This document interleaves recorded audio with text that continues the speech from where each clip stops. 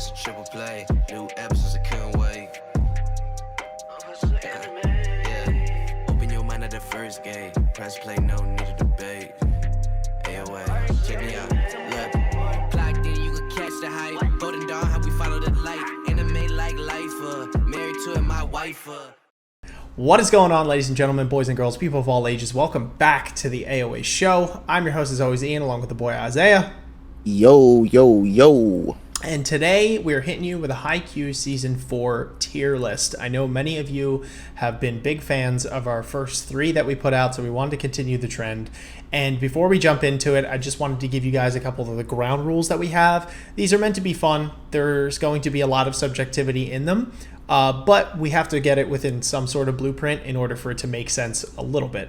So our rules are as follows. Number one, their relevance to the story as a whole. So how they impact the plot and the narrative, how they move the story forward or try and prevent it from moving forward as an antagonistic force or something like that, just in general, right?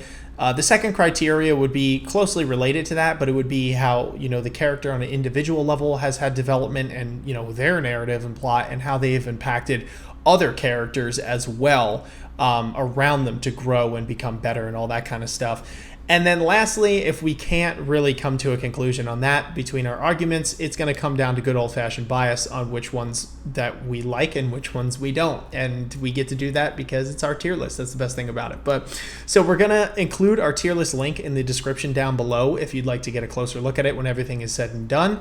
Make sure you guys are liking this video and subbing the channel, and let us know in the comments down below where you would rank some of these characters, if you agree with some of our arguments, if you disagree, etc. Just make sure you guys are being civil and respectful. Anyway, hopping right into it here, we have our first character, and that is Atsumu Miya. I will be looking down at my phone to make sure I pronounce these names right as we go through, so don't judge me. But this is the standout twin. I feel mean saying that, but kind of like, I would argue maybe the loud twin. Yeah, definitely the loud twin, the antagonistic force, I would say, or one of them of the show. Or at least the latter half of season 4. Isaiah and I knew this guy was something else when he stopped an orchestra with his left hand like multiple times on a dime. It was pretty impressive. It doesn't make him a good person, but he is definitely an interesting character nonetheless, whether you love him or you hate him or you love to hate him. Who knows? But yeah, I don't know what your thoughts are, Isaiah, but I think this character just for judging the first criteria here of our tier list of, just how this character impacts the story, the narrative, the plot as a whole. He's definitely, for me, I think an A or S character. Off of likability, I could see him maybe, going down a peg or maybe staying pretty stagnant because he can be a jerk at times. But he is definitely an interesting character nonetheless. Yes, I definitely agree with A. He's like you said, he's basically the antagonist. I guess you could kind of say the Miya twins are the antagonist, but like the show even kind of does this thing where like they have Osamu like admit at one point where he's like, "Oh, I think you like volleyball slightly more than me," where it's like they kind of try to push like Atsumu as like the antagonist. So yeah, I mean, in terms of story, like he's the main obstacle. He's the guy that like the wall we have to get past. So I as an antagonist, I really do like him. I think he's the perfect foil, not only foil to someone like Hinata and Kagiyama in terms of like their skill and ability. Like this guy loves volleyball. He clearly has just as much of a passion for it as these two. But it was cool to get like this weird mirror match thing going on too, where like him and his twin can like literally do the sort of, freak quick thing that Hinata and Kagiyama could do, and how they had to like overcome it by beating their own technique. So yeah, as an antagonist, I think it's really dope. As a person, I don't really like him all that much, or rather, I don't. This is somebody I wouldn't. I know I wouldn't be like talking to or hanging out with. Yeah. He's a little hard to get to know, and I think, funny enough, you have to be like a intense, volleyball lover like a Hinata or a Kagiyama to really interact with him on any level. So he definitely loses points for me there. So I would say a solid A. Okay, fair enough. So we'll put him A for now, and just as a little heads up here, there is one little house rule that we like to do at the end, where Acai and I will both receive a token, as it were, to move a character that we think was unjustly put in a spot to whatever spot we want to put them, and that's where they're going to stay. So a little bit of let our subjective juices flow there. And the rule would be, if you move a character, then your opposition, Acai or myself, cannot move the character that they moved, because that'd just be cheating. So at least in our rules. So anyway, for now he's at A. That may be where he stays. It might not. Who knows? But find out at the end. All right. So moving on, we have Bocado. Big fan favorite, and I think a worthy inclusion to the list for, if you were going to go off straight likability alone. But I do think there are some, while not necessarily comparing to some of the other characters on this list, there are some pretty standout moments from him. And I like him a lot. So I really, for starters, think, you can say what you want about the animation, the new animation, whether you like it, you don't like it, whatever. But I have to say, I really think it did wonders for Bocado. Just throwing it out there. I think Bocado just receives this like weird glow up from this animation, where he just seems like more filled out, more mature, and just it's awesome to see him cut loose playing volleyball. We do see a couple games from him when he's in the arena and his teammates trying to, reel him in again, and then him being reinvigorated to go crush it. There is the moment where Hinata goes and spurs him on and cheers for him, which is really cool. And then one of the bigger standout moments for me is at the end of the season, because we're getting, we get a lot of like wholesome feel good moments in the end of the season, where we kind of get the parting thoughts of everyone before we have to go into like the next phase here, as it were. And I do like how his name evades me at the moment, but how he was talking to one of his teammates, the kid who always reels him in. I think it's Kaiji or Kaiji Akashi. And he has this he has this moment where he's like, I'm gonna do this to the fullest of my ability. I'm going to be playing volleyball after high school, and like this is a stepping stone for me, but like, make no mistake, I'm really in it to win it here. So I thought he had some nice shining moments, and so kind of a biased thing on my end here. But if we're going off our criteria, I would say personally that I think Bocado is probably, and we have to take in consideration some of the other people on the list here. So my inclination puts Bocado towards a B. I could, maybe see an argument for something different. I don't think he's quite S material or A for obvious reasons. He has his moments, but he's not a pillar of the season per se. Agree or disagree? But I think that's where I'm at currently with him. Yeah, I could see. I don't know. My inclination is to say C. Mm-hmm. Just because we have those moments, and those moments are nice. I don't know. He doesn't particularly do enough in this season for my liking, in terms of like, again, just some of the other characters on this list. Like, he kind of gets overshadowed, or rather, he doesn't get enough time to like really be stacked up. But he has some, he has some cute moments.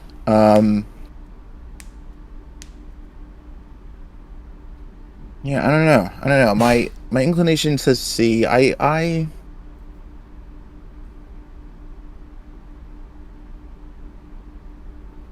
Fuck it, I'll put him in B. I'll go to B. I was gonna say, I was like, if you didn't budge, I'm like, all right, maybe I'll put him in C, and then later I'll be like, no, because there's some other people that I that I think could be lower. That you think could go lower. Fair enough. Okay. So next we have Coach Ukai Jr., who, if this man's not getting paid yet, I don't know what the hell's going on. So yeah, I mean, he has obviously the ongoing relevance being that he is the coach of the team. And I think we said this in our prior tier list, that Coach Ukai has this kind of weird blessing and curse where it's like you can't ever put him too low, because he always is going to have that sort of relevance when it comes to coaching his team and all that kind of stuff. And you could look for some standout moments if you think he's going to, if he has like some great speeches or whatever the case might be. But you also have this weird thing where it's hard to put him in something above A, right? Like, I don't know if he ever breaks into S tier, because he's one of these characters that has a lot of relevance and helps the team members go by, but has kind of and has development moments on his own, but it's hard to compare some of them to some of the high school students and some of the main characters that we get, for lack of a better term here. You know, he's an adult kind of doing his thing, and he's growing while he's doing it, but he's not out there on the court, you know, like, for lack of a better term. And so it kind of becomes tough with some of the characters that are not players per se, to rank them because of what I just said. So Ukai, for me, and correct me if I'm wrong, he's just doing great coach things all throughout, right? You know, he's like getting the boys to the hotel, he's showing them tapes, he's going over strategy, he's picking them up when they feel down, he's putting his trust in them and all that kind of stuff. But I don't remember if there's any sort of super standout moments that Coach Ukai has within this season. Like, I know in season 3, I think we ranked him A, and I know he had that amazing speech where he's like, you know, volleyball is not a sport where you look down, like volleyball is a sport where you look up or whatever. And like, that moment alone kind of solidified him in the A. But I'm not really too keen on anything that was comparable to something like that this season. Correct me if I'm wrong. I don't think so. I mean, it's I don't know. It's weird because you never, like you said, you never really want to like rank him too low, because, you know, while it may sound like, oh, he just does his coach thing and he just helps the team out, it's like, he is the coach. Like, that is a very vital position, and, you know, all the strategies that the team comes up with that they don't come up with on the fly are ones he gave them, like, before the match started, or, you know, while they were doing timeouts and stuff. And like you said, like, all those videos, he basically gave them the 411 on all the players they need to watch out for and like how to, you know, start handling them. I mean, you know, he's the coach. It sounds weird and basic to say, but like, that is an important position, and he does it well. So he definitely does his job, and he definitely is good at it. But yeah, in terms of like, I guess that's what it is. Standout moments for the coaches aren't really the same thing as standout moments for the players, because obviously the story is about the players. So like, obviously, like, this, you know, what you might consider a definitive standout moment is probably going to attribute to a player, right? It's like they do a dope play, you know, they say something cool, whatever. But like, the coaches kind of have different ways of standing out. But that being said, he doesn't really stand out. I have a weird feeling that it isn't a thing yet at the time of recording, but when we play Nekuma, like, him specifically with Nekuma's coach, I have a feeling he's going to stand out more in that match, just because of what it means, you know, sort of like the garbage dump battle. Yes. But in terms of this season, he didn't really. I think B is a fair place. I agree with you. I think B is a fair place. All right, B it is, Ukai. For her. All right, moving on. We got the captain of Karasuno, that is Daichi. So I'm curious to hear your thoughts first, actually, on this one, because usually I'll just ramble about Daichi and how much he's an awesome character and stuff. But, you know, I can lay back on this one. I actually, funny enough, I don't know. I was about to say I think this is Daichi's best season, but it's kind of a toss up for me between this season and season 2. But I really like Daichi in this season. I mean, I think like this game specifically, you know, the one they have with Inarizaki, really highlights how pivotal it is to have a good captain on your team, but specifically the role Daichi plays, because, you know, we see throughout all the teams that Karasuno has gone up against that, you know, all the team captains function. They're the captains, as in they're the anchors of their team, but they all function differently as captains, right? So you have some people like Okaiwa who are, you know, they're the captain, but they're sort of like the focal point of the team, as in everybody's strengths, techniques, strategies revolve around and sort of like, you know, spur off from him. And then you have people like like Kaida, who we'll get to eventually, who's a little bit more of like an anchor in the sense that he directs, sort of facilitates like what everybody's doing, how everybody's going about it, finding the most efficient route for his team to follow and execute a plan as possible, but isn't always directly participating in it himself. And what I like about Daichi is he's quite literally, you know, the definition of good old reliable. Like he does not necessarily excel at any one specific skill or trait when it comes to volleyball, but goddamn, if it doesn't feel good every time the team is fucking, you know, beat out and exhausted, and somebody serves or spikes the ball over, and Daichi's just there to receive it. Like, he's just, that Daichi is there. He's just always there. He's always in your corner. He's always ready to, say what needs to be said to get you to pick up off the ground, to cheer you up, to get you motivated. He is, he's the ringleader. He quite literally is that guy, and he plays that strength so well. I mean, there's, like I said, I remember one shot very specifically from the season.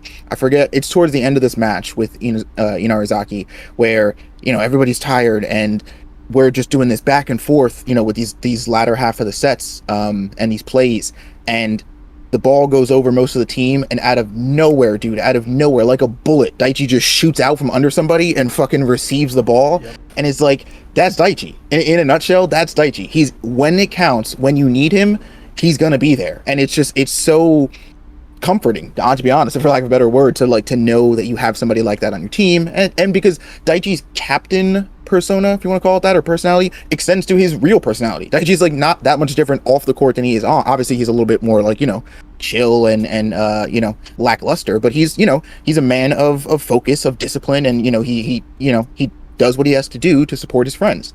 I want to say, with all that, I could see, well, I mean, I feel confident saying B. B is not like, we're not like slinging, randos into B. Only because there's just, I don't know, it's weird because Karasuno is obviously the main team that we follow.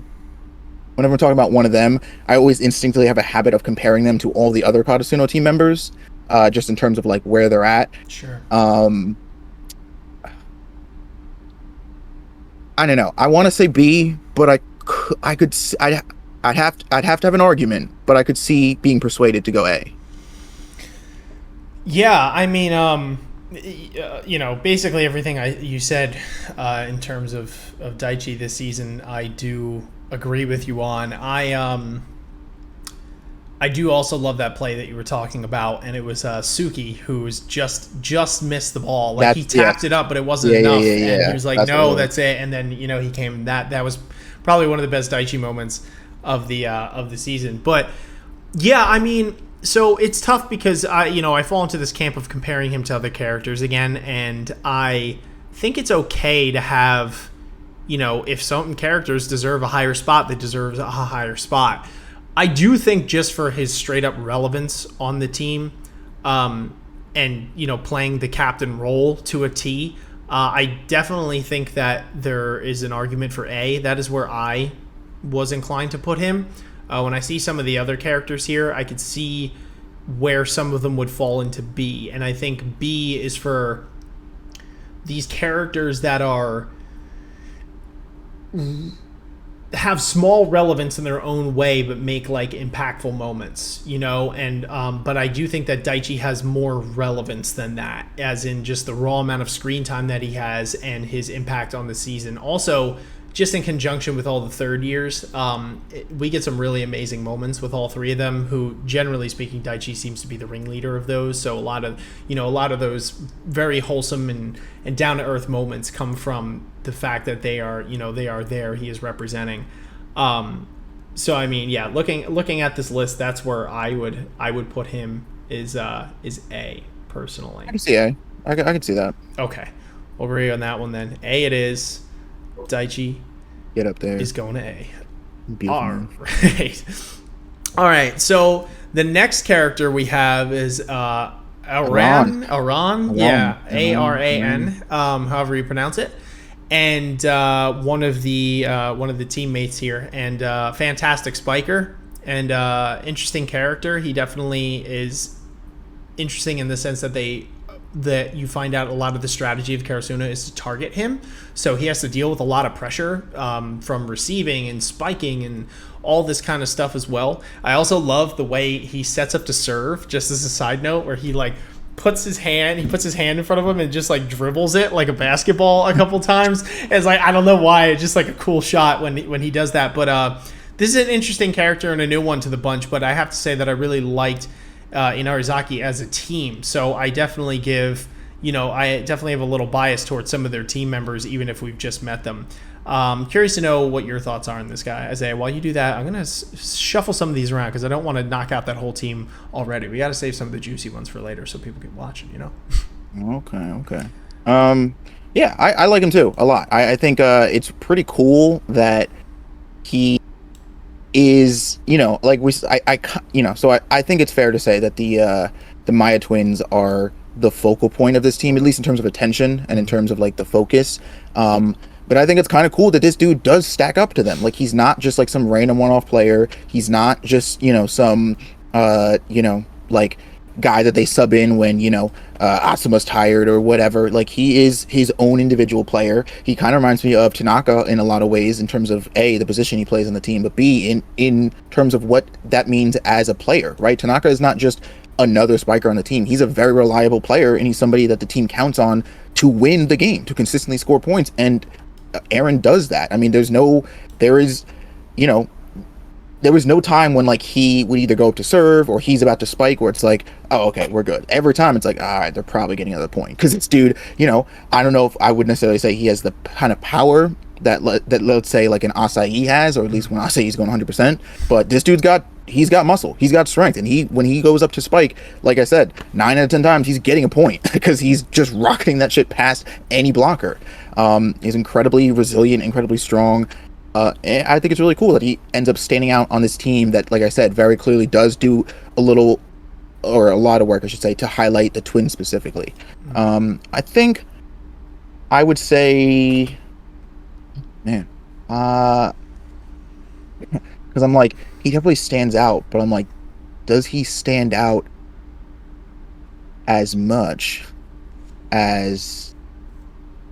Because the problem is, I feel like if I put him in A, I'm like, yeah, he's comparable to like an Atsumu. And like I was just explaining, for obvious reasons, while I think he stands out, I don't think he quite stacks up to someone like Atsumu.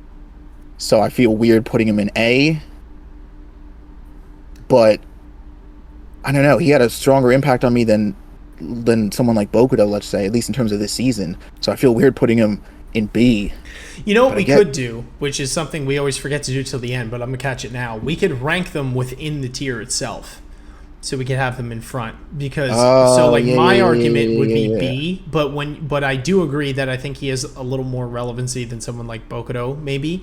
But I don't think he's personally an A because, I really liked him as a character. He was good, but we didn't really get into much backstory besides the backstory that the twins have, and he is just kind of a part of. You know what I mean? But he doesn't really do much. And there's like a little bit with Keita. When you learn about Keita, he's involved there. Like he's kind of just he's been around. Like he's connected to all the players. But So that's where I'm at with him. I'd put him at the top of B. Okay, so now I would say like so then if you were to organize that, I would say probably Bocado, Ukai, and then around. Yeah, I think this is fine so far. All right. Okay, that's a good idea of like organizing them in the tiers. I forgot about that too. Yeah, I'll remember to do it as we go. All right, so the next character we have is Kanji, or Kanagawa, I don't know, something like that. Chicken Little. That's what we call him on the show here, is Chicken Little.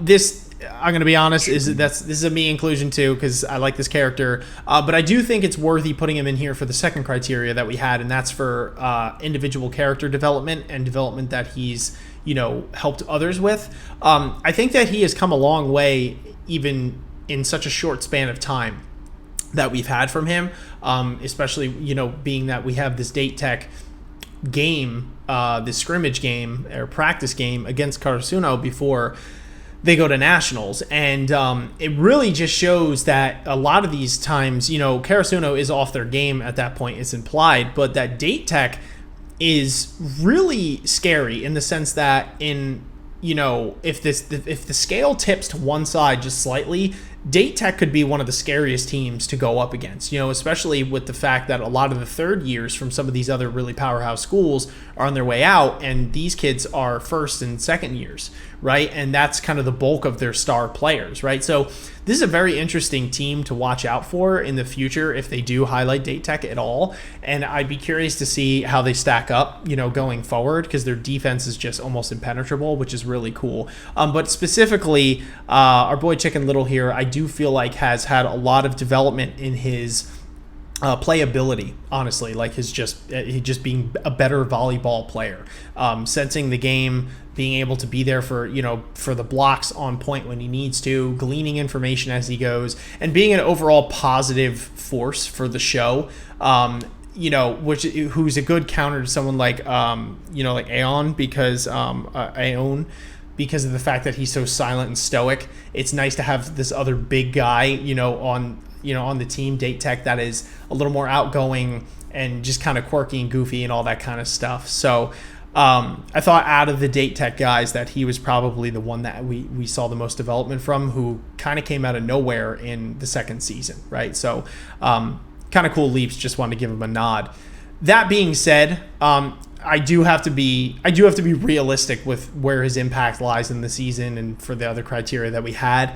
So my inclination here is to put him at C for that reason, just because I don't think that he's had quite as much of an impact as someone like the people we have on here right now. But I do think that there's a lot going for this character in the future, and a lot of good vibes and positivity that this guy brings to the story as a whole, and for reinforcing this whole motif and narrative that we're in this for our love of volleyball. We could be enemies on the court, but when we're off, it's we're brothers and sisters. So that's where I'm at with him as far as a character. I don't know if you have thoughts. Brothers. Yeah, he's pretty cool. I definitely think he's I don't know. I guess this is like a good and a bad. Date Tech as a team never really stood out to me, but Chicken Little specifically does. He's when I think of Date Tech, at least now, he's usually the first one that comes to my mind. I would also definitely agree with C though. I mean, I like him, but definitely not more than anybody in B. And that coupled, like you were saying, with the very just low presence and impact he has on the story here, I'd agree with C. Okay, gotcha. C it is then. All right, let's do it. So next one, just want to give this guy due, because I think this is another character that we might see a lot more going forward, based off where we ended off on this season and where it seems the next season is going, and where the inevitableness of this story is going, right? Because Kagiyama and Hinata at some point have to face off against each other if they want to fulfill that prophecy, and that means that they have to be on separate teams. So high school just seems to be a small box in which we find ourselves now, but there is a whole open world past it. And if people like Bocado and things of that nature are probably going to play past high school, then I'm going to go out on a limb here and say Hinata and Kagiyama, among some others, will also be playing on the professional level. Now, our Manfuki here is the Olympic coach, which is interesting. I don't know if they are going to have an arc that has to do with Olympics, because as far as I know, the way it works, and correct me if I'm wrong here in the comments, is that it's not that they just pick one pro team out of the 10 or however many they have, and they're like, you're going to the Olympics to represent us here. It's kind of hand selecting players from each of those teams, seeing what their their schedules are, what players are good, who works well together, etc. And the fact that Fuki is seen now as a spectator, some of these kids in their high school years, it'll be interesting, say that Kagiyama and Hinata maybe aren't on the same team or something on a professional level, if he can, bring them to this united front again or something like that, where it's like they could play one last time on like the highest level possible for some. So this is interesting, and he also provides some good insight to the game, as well as just being an all-around, just kind of a nice guy within the season. I do like him a lot, and I'm curious to see where he goes going forward. He also has a pretty cool speech in his introduction when he's talking to the youth kids at the camp. And obviously I can't remember it word for word, but I do remember, if you watch our live reactions, that it was one that we were like, that was good. He put things into a new perspective, and obviously makes him a good coach. But anyway, so that's the spiel for Fuki.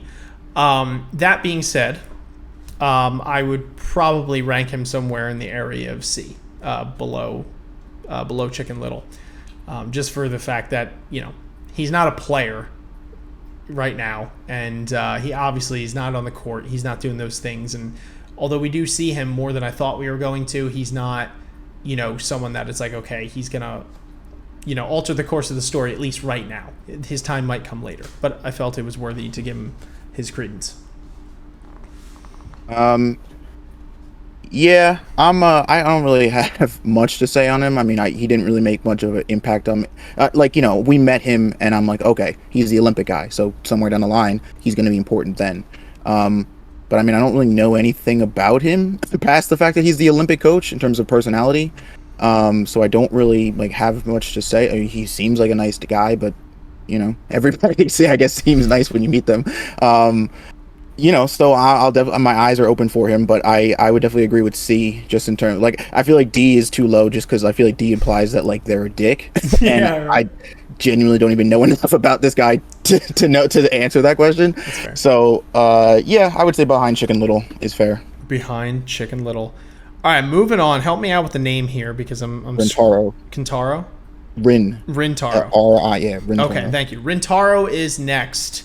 Who is interesting because I feel like in another life, him and Suki could maybe get along, but maybe it's this weird thing where it's they remind me of each other, so they can't do anything but not like each other. You know what I mean? Because they're it's two magnets type thing when they force themselves away when it's the same positive and negative sign.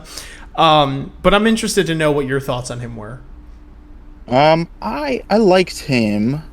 I would say, to be honest, of all the characters that we have on this list from Inarizaki, that he's probably the one that stood out to me the least. Because what's interesting about Inarizaki is kind of like what I was saying, the whole thing of it's cool that the Maya twins kind of parallel Kagiyama and Hinata in a way. A lot of the Inarizaki players, if you really think about it, parallel several of the Karasuno players. I mean, like I was saying before, Iran is, in a way, definitely stacks up to someone like Tanaka. And then you have Rintaro here, who, like you were just also saying, definitely stacks up to Suki. Now, they play different positions, granted, but I mean, in terms of their play style, their play philosophy even, and a little bit in, their personality. Rintaro just seems like the very, almost devious, but just very efficient calculator guy on the team. I do think it's very interesting, his technique, I guess, right? Or his whole approach with his spikes, where he pivots his body at the last second and so it launches the shot. It's very weird and it looks a little physics breaking, but it is, it's cool to look at nonetheless. I think I would say I'm already, well, I might be wrong. I was gonna say I'm already seeing a philosophy, a trend here with Inarizaki, and I think it might be that all of them except the Maya twins end up in B, because they're just all that's honestly how I feel about this team. It's take everything else away, bare bones, analyzing of them, they're just good players. They're all incredibly good players. I always have this habit of being whatever team Karasuno goes up against next in their, in the story, I'm oh, that team's in for some tough shit, because Karasuno's been doing nothing but stacking W's for the past 4 seasons now. But then I'm always well, wait a minute, the other team has to also have stacked up the same amount of W's in order to have played Karasuno, which means they're just as good. So it's yes. They do this thing of always leveling out the stakes well enough to where it's we play a new team, and it's Inarizaki is just a well-stacked team, dude. And it's because of all these players, Rintaro included. So I would say B. Okay. Yeah, I could see B as well. I think I would say B, but right. Behind Aaron? Yeah, behind Aaron. Yeah, I agree. Okay, so next character we have is Sakuza is the last name, Kiyumi, or whatever, which one is first and last name, but Kiyumi, Sakuza. This is the guy that is on Itachiyama team, who is apparently ranked number 1, according to the show, which is very interesting. He's also, the dude who wears a mask everywhere and has this weird kind of personality at the youth camp.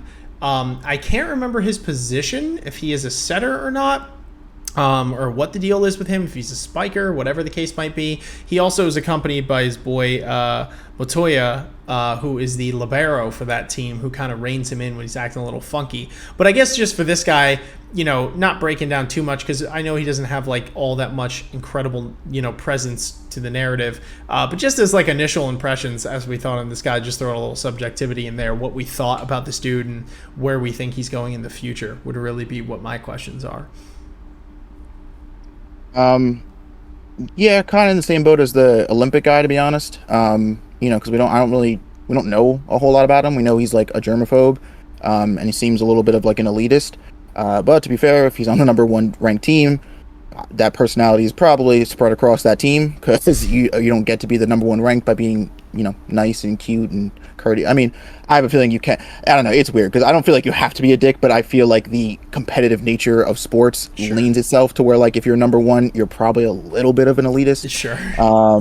That coupled with the germaphobe thing, like, you know what I mean? It kind of all stacks up to this dude. To be honest, probably a little unpleasant to be around. At least now, like, who knows? Maybe once he or the team meet Karasuno, like, he'll warm up to them or whatever. But right now, from the very limited stuff we've gotten from him, just kind of seems like a standoffish, kind of jerk. But probably good at his position, good at volleyball. I don't know. I would say see either behind the Olympic guy or in front of him. It's kind of, same thing. As long as it's behind Chicken Little, I would be okay. Oh, D. Really? Oh, okay. Yeah, he's a dick. Oh, okay. Yeah. I mean, I figured since you wanted it that you would. I was gonna. No, I was anticipating, like putting him higher. No. I just I was interested in hearing initial impressions of this guy, because I feel like he's going to be a pretty he might, I mean, I could be wrong, but I think he might be a standout player going forward, and I was curious to know what the initial impressions of him are, being that I think he might take center stage at some point, but I could be wrong. No, he was all right. He was just like an awkward dude, you know what I mean? Like, he kind of needs to be reined in. Haikyu does this thing with like the dick characters a lot, where it's like, if you're good past X league or X number, like, they just kind of, it's inherently implied that they're going to be a little bit standoffish, or at the very worst, a dick. Yeah. And like, I don't know, I feel like they do it like maybe just a little too much. Like, no, I don't know. I feel like, again, I get like, maybe it's just that, like, I'm not athletic. I don't play sports. Maybe it's something just about, like I said, the competitive nature of sports, where it's like you kind of are always, there's a weird amount of animosity you always have towards either new players or players that seem like they're good because they could potentially get, good enough to take your spot or whatever. But I don't know. Sometimes it just feels like wholeheartedly unearned and like not necessary, especially when you literally don't know these people. And it's like, dude, you're fucking, like, we're in high school. Like, relax. Like, I don't know. No, that's fair. That's what we're here for, folks. All right. Anyway, next on the list is the boy himself, the main character of this series. Crow. And that is the Crow himself. That is Hinata Shoyo. I'm just come out and say it, and I mean, not that it's a surprise to anyone, but I do think that he is deserving of S. I do feel like this really is, it could be argued that this is Hinata's season. He's had some really standout moments within them. I think season 2 is a good contender for a lot of the growth that he's gone through there, and obviously we get to meet him season 1, the whole 9, but I do feel like, for me, the training arc that he has as being a ball boy, and then seeing it all come together, and how many times he is there for his team and able to reverse a seemingly grim situation, was really fantastic to watch. And then just seeing the all that hard work pay off in that amazing receive at the one point, and then again towards the end when he puts the ball up high, you could really tell that Hinata is incredibly athletic. And has a passion for this game, but has also now kind of just become a sponge, for every sort of every little bit of information that he could glean, and he's able to also utilize it after learning it and teach it back to people as well, and is really just opening new doors for this character. I feel that we haven't really seen before. He's really come a long way, and this season really showcased it. 100%. like S. Hinata is it.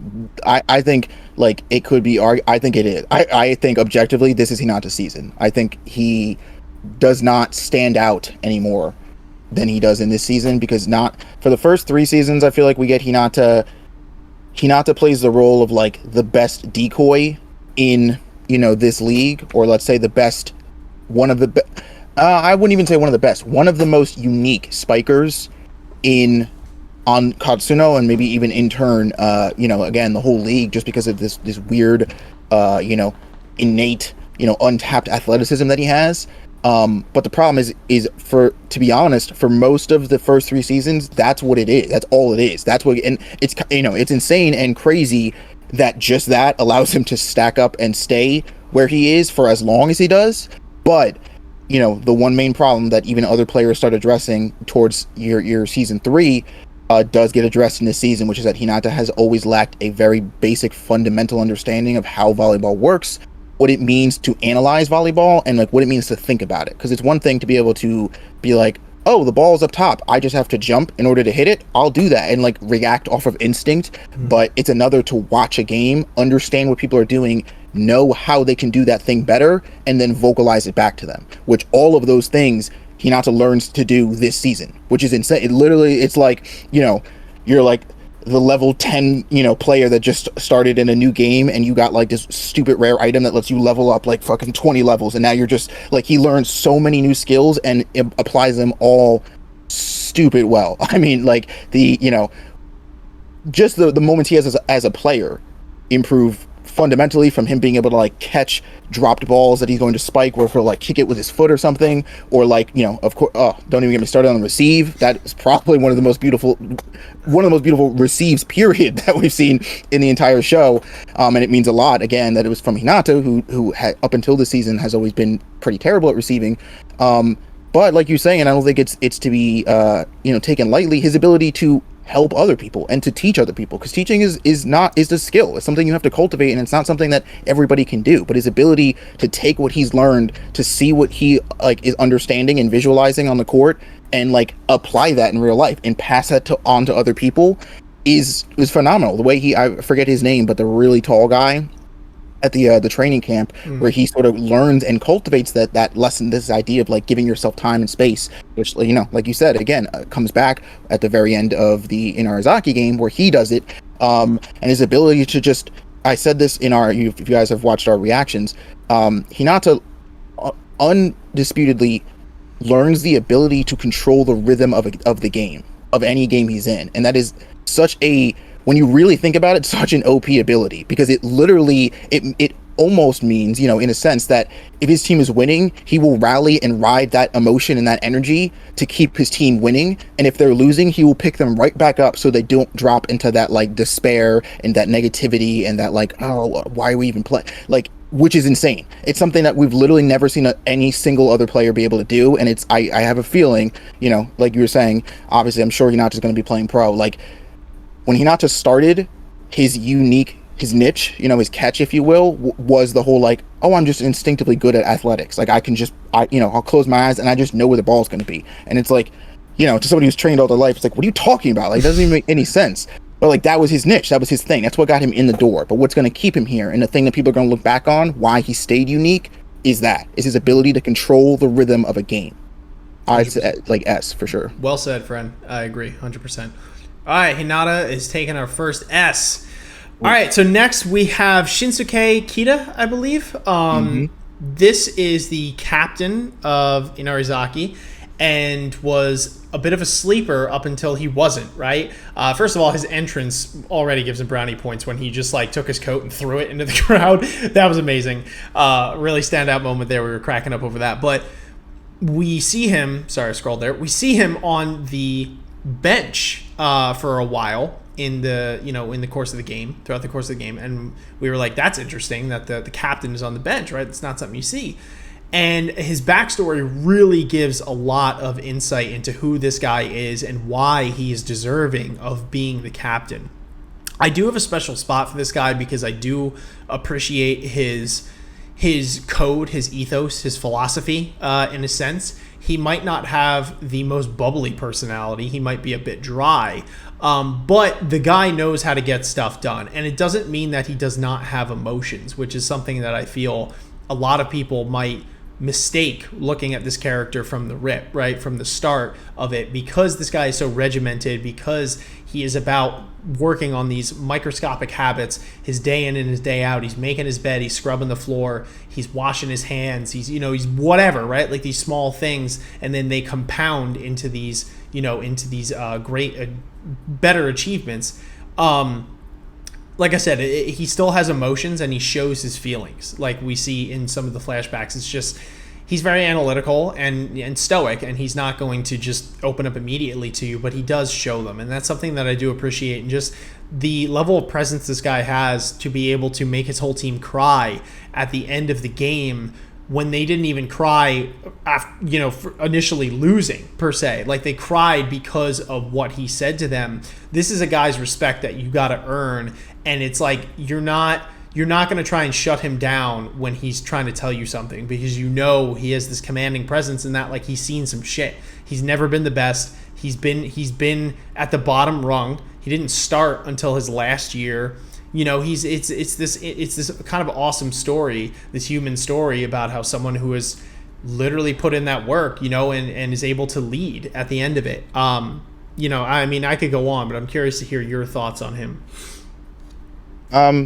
Yeah, I really like him as a character. Definitely not as much as you, but I mean, he's weirdly basically you in a light with his discipline or his love for the regiments and stuff. But he's cool. He's a cool guy, and I like, again, the whole shtick of, I was talking before way back with Daichi, where it's like these captains all function vitally to their team, but it doesn't necessarily mean that they all have to be like the ringleader like Daichi. They don't all have to be on the court 24/7, yelling and pumping up their crowd. Again, it speaks to a captain to be able to understand how best to affect their team, right? So Shinsuke knows that like there's no point in being that guy. He doesn't need to be that guy. That's not what's going to get this team in Arizaki. They're like the really big, strong kids that like don't need to be like, I don't want to say coddled like necessarily, but like they don't need to be like constantly like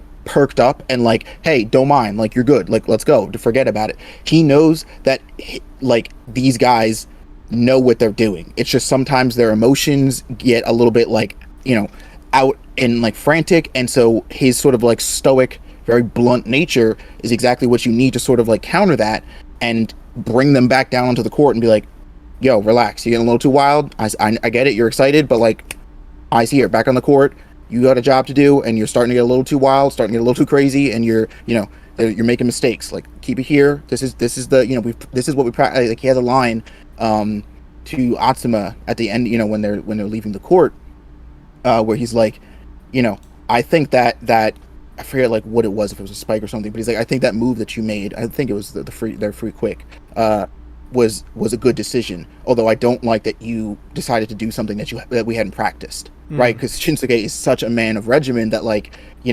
anything that you throw, anything new, right? Anything where he has to adapt is probably his biggest is the biggest obstacle for him, right? Because it's something that he has to counter with on the fly that he didn't know was going to happen, that like just sort of came out of nowhere. And you could probably say that him and Daichi are polar opposites in that way, where Daichi's whole strength is being able to work off of like shit that's just like coming out of nowhere and whatever. But rants aside, I do like the character. I think the thing I was saying about Arizaki before was like, I think everybody but the twins are gonna go in B. I could see an argument for Shinsuke being A, and I think part of that argument could come from me, but I don't really know why. There's something about him that is I think he's just cool enough. He's just cool enough to make it to A. I agree. I think I would put him at the bottom of A. Yeah. I think that out of Inarizaki, the twins and him, to me, made the biggest impact. And I would actually argue that he makes a bigger impact on me than Atsuma, the second twin. I think he's in between, but that's my personal thing. But yeah, I think bottom of A right now is a fair spot for him. So, all right, next we have the Snake himself, because we need someone to hate in this show, right? No, but all jokes aside, No, we have Bocado. yeah, right. Daisho, or Suguru, is the name. He plays for Nohebi Academy, the final team to go up against Nekuma in order to qualify for nationals, and his team loses, and we find out that part of their strategy is trying to smooth talk the referees while also cheating, for really the only way to describe it. Even though they could be small things, it's cheating. Cheating is cheating. And that, at the end of the day, put a foul taste in Isaiah and I's mouth for sure about this team, and obviously him being a part of it.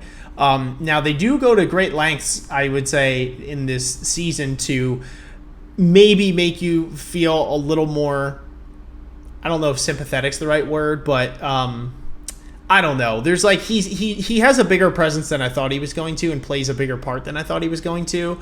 And you could tell that this is someone who genuinely loves the game through a lot of his explanation. Finally gets hooked up with his girlfriend, which is great for him, and all that kind of stuff. Just obviously the way that he and his team were going about it in order to win was not the morally correct thing to do. So that definitely is something that he's got to get past, hopefully. But I don't know if we're ever going to get that arc with him. But anyway, he does a lot of explaining within the fourth season, and is there for a majority of the games and watching them with his girlfriend. So I'm curious to know what you think with him in terms of ranking. D? Dude. I really just don't like. I think spoiler alert, I guess, for anybody who watched season 4 but not the OVA, this character is like importance, I guess, or like seeing what he can do, and basically why I feel the way I feel about him comes largely from the OVA. Like in season 4, he's in it, and he's in a lot of it, but he basically takes over the neighborhood people in terms of, he's the exposition dump. He's the guy that like explains everything everyone's thinking, and explains like what the status quo of the match is. So like, I don't know, I'm always kind of like very iffy on those kinds of characters to begin with, like just taking everything I feel about this guy out of it, because it's like, okay, cool, I'm glad you're here, but like, you could have been anybody. Like, there's nothing about this guy that needed to do that role. That's literally an exposition dump, which any character could do. And like I said, the neighborhood people literally were doing it last season. And then on top of the fact that I don't even really fuck with this dude to begin with, it's like, I'm just like, I also wouldn't really say like sympathetic is the vibe that I got from him this season. It's just more that's like, I don't know, because as much talking as he does, like, you don't really even learn that much more about him. You don't even really like what are you doing? What are you going on? How do you feel about how that match ended? Like, there's a little bit of stuff he says at the end of the match, but I don't know. It feels, in a weird way, it kind of feels like he gets either rewarded or at the very least not severely punished for the outcomes of that match, because it's like his team did what they did. They were, like you said, you could sugarcoat it if you want, but clearly cheating, and that in my book, and I think I can speak for Ian as well, that's just a no-go in every sense of the word. And not only does like nobody really like do anything about it, but it's like, okay, now he ends up hooking up with this chick that left him because he was paying too much attention to volleyball, and it's like, what is going on here? What is like, fuck this dude? Like, I hate him, D. Yeah, I mean, all things considered, Isaiah and I sometimes play good cop, bad cop, but I do have to agree with Isaiah on this one, that I really do feel as if he does not really get any sort of redeeming qualities, and the OVA definitely is what puts that foul taste. And I agree with your arguments that it's like, I don't think it was imperative that we had him doing the exposition dump, right? Like, we don't really see any growth out of him as a character. It's just more so there's like this weird implication that he has. That's why I was trying to say that's what I'm trying to find for the sympathetic work, because it's like there's something that the show is doing for some reason that makes you feel softer towards him, and I can't explain it. It's like, it's almost like it's trying to show you that like he's an actual person in this world and not just like a villain that Nekuma needed to come across. Yeah. But the problem is I don't feel like anybody's more of a person if I don't learn any more about said person. Sure. Like, he does it, like I said, he does a lot of talking, but a lot of that talking isn't about him. It's about the match. Yeah. Plus, you can never trust someone who always has their eyes closed. So for that reason 100%, and many others, 100%. he's going at the bottom rung here. Y'all Bleach fans out there know your boy Gin from Bleach. Eyes closed, straight villain. Always. Okay. All right. So next we have the one that almost got there when in terms of Tanaka's the one that got away. The one that got away. Yeah, whatever you want to call it for Tanaka, which seemingly came out of literally left field. And this is Amanai Kanoka, I'm going to say. Kanoka, yeah. Easier to say. Yeah, this girl kind of just came literally out of left field. But I'm not going to lie, we were even saying it during reactions, Isaiah was like, did she just become best girl? When we were talking about it, because she's kind of adorable. I have to admit, like, those scenes, the episode with her and Tanaka was just so damn cute, and seeing the backstory with her and the impact that Tanaka had on her and how she's really coming to her own and matured so much and is playing at, a national level team now is really something that's awesome to see. And we only see her for such a fraction of time, and it's really awesome because her love, I'm going to say, or her feelings for Tanaka, you can tell are genuine. It's not just like this chalked up thing. It's like you can really tell this is a genuine girl that, that really wants the best for him because he wanted what was best for her. So, I mean, she's freaking adorable. I have to say, because not going into it too far, if you have an argument, I'm all ears. I think I'm at the bottom of B for her is my personal take. Just because I feel like she kind of falls into the same category as people like Ukai and Bocado, where she doesn't, we don't see her play at all. She doesn't have any sort of like huge character development per se. She just kind of helps Tanaka along with his development, and then just is a sweetheart to boot. And I like her, but I don't think that she's on the level of some of the other players that we have up here. But that's my personal take. So for starters, I really like her a lot. I mean, there was a point when we were watching I think it's the episode or two that are kind of focused around her and Tanaka, where we all know that Tanaka clearly has this thing where he's head over heels for Kyoko.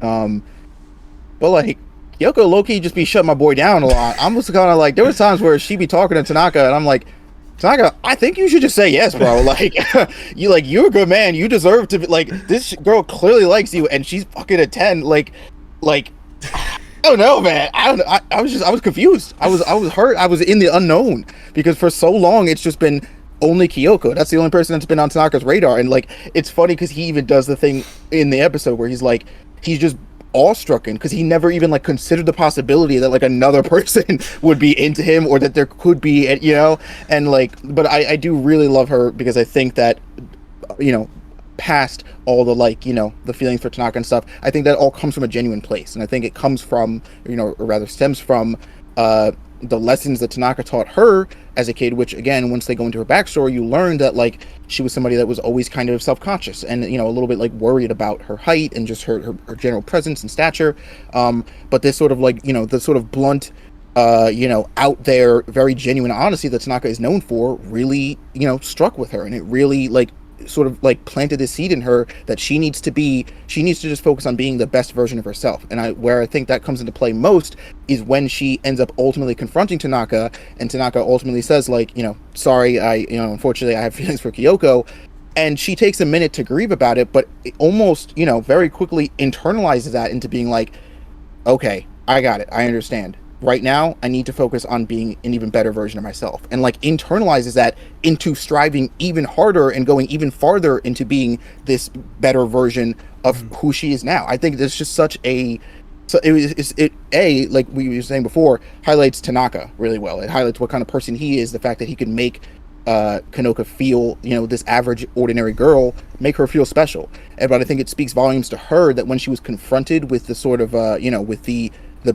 penultimate person that pushed her this far and unfortunately ultimately rejected, that it doesn't like that wasn't everything. It doesn't crack her entire demeanor, and she's built up enough of a strong foundation independently to be able to stand up, get upset about it, but like brush it off, and like she's just absolutely like a pleasure Like she's just so cool. She's so cool. She's so cute. I completely agree with the bottom of B, strictly because like she doesn't have nearly as much presence in the story. But yeah, she's awesome. Very mature character in a lot of ways. She's like, that's the word I was looking for. I think I just got my heart broken. At the one part, I was like, no. I'm telling you, dude. Man. I'm like, Kyoko, you better like call Tanaka at some point, because we just turned out like possibly the best thing. It's like, oh, dude. Yeah, man, that was bitter. That was some bitter shit. But anyway, moving on here, we have one of the bench players or pinch servers for Karasuno, and that is Kinoshita, who definitely got some limelight this season specifically because he really doesn't get anything in the prior 3. So it was really only a matter of time before they highlighted him.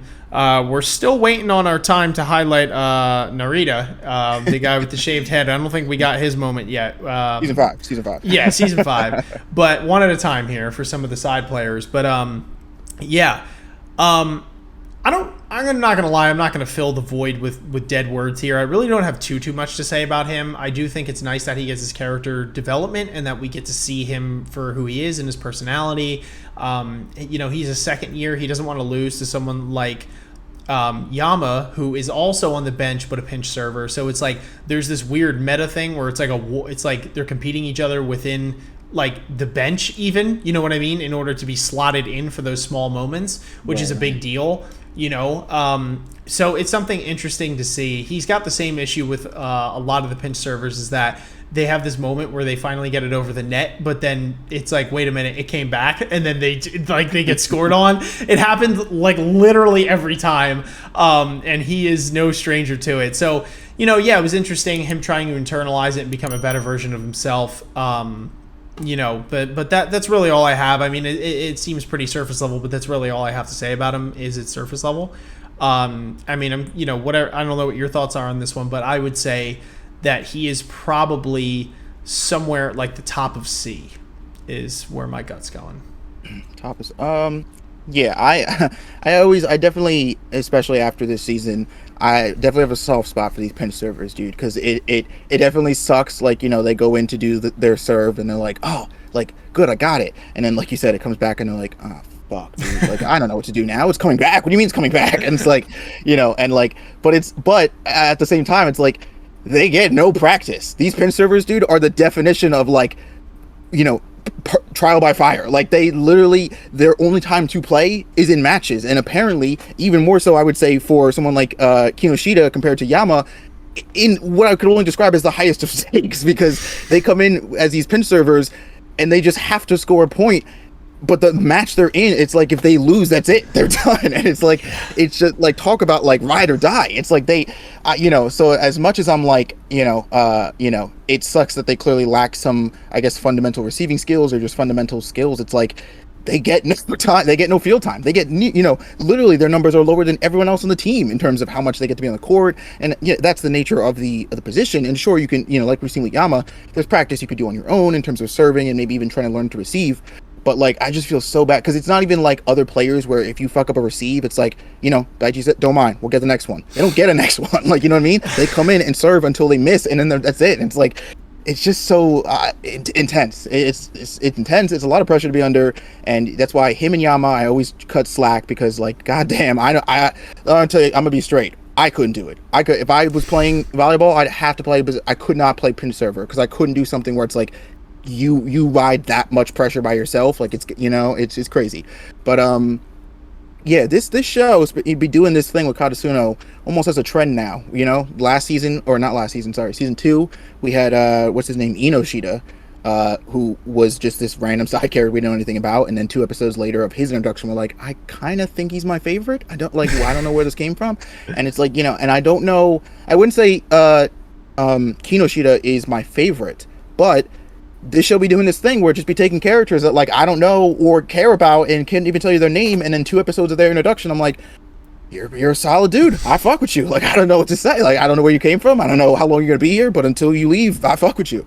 And I think he's really cool. I'm definitely excited to see where he goes in terms of his development and skill. I don't know how much more of, like, in terms of character of him we're gonna get, but I do actually really So this is like kind of a side piece. Well, it's not so much about Yama, but I like that these pen servers have to come up with ways to cultivate their skill outside of conventional training, like I said, because they don't get the time or field experience to just hit a bunch of serves or receives back and forth and like really get that ingrained, where Yama has this sort of like mental coaching that he does, right? Where it's like he has to visualize something and it sort of helps him drown out everything around him, all the distractions and noise, and focus on like the fundamentals of his technique.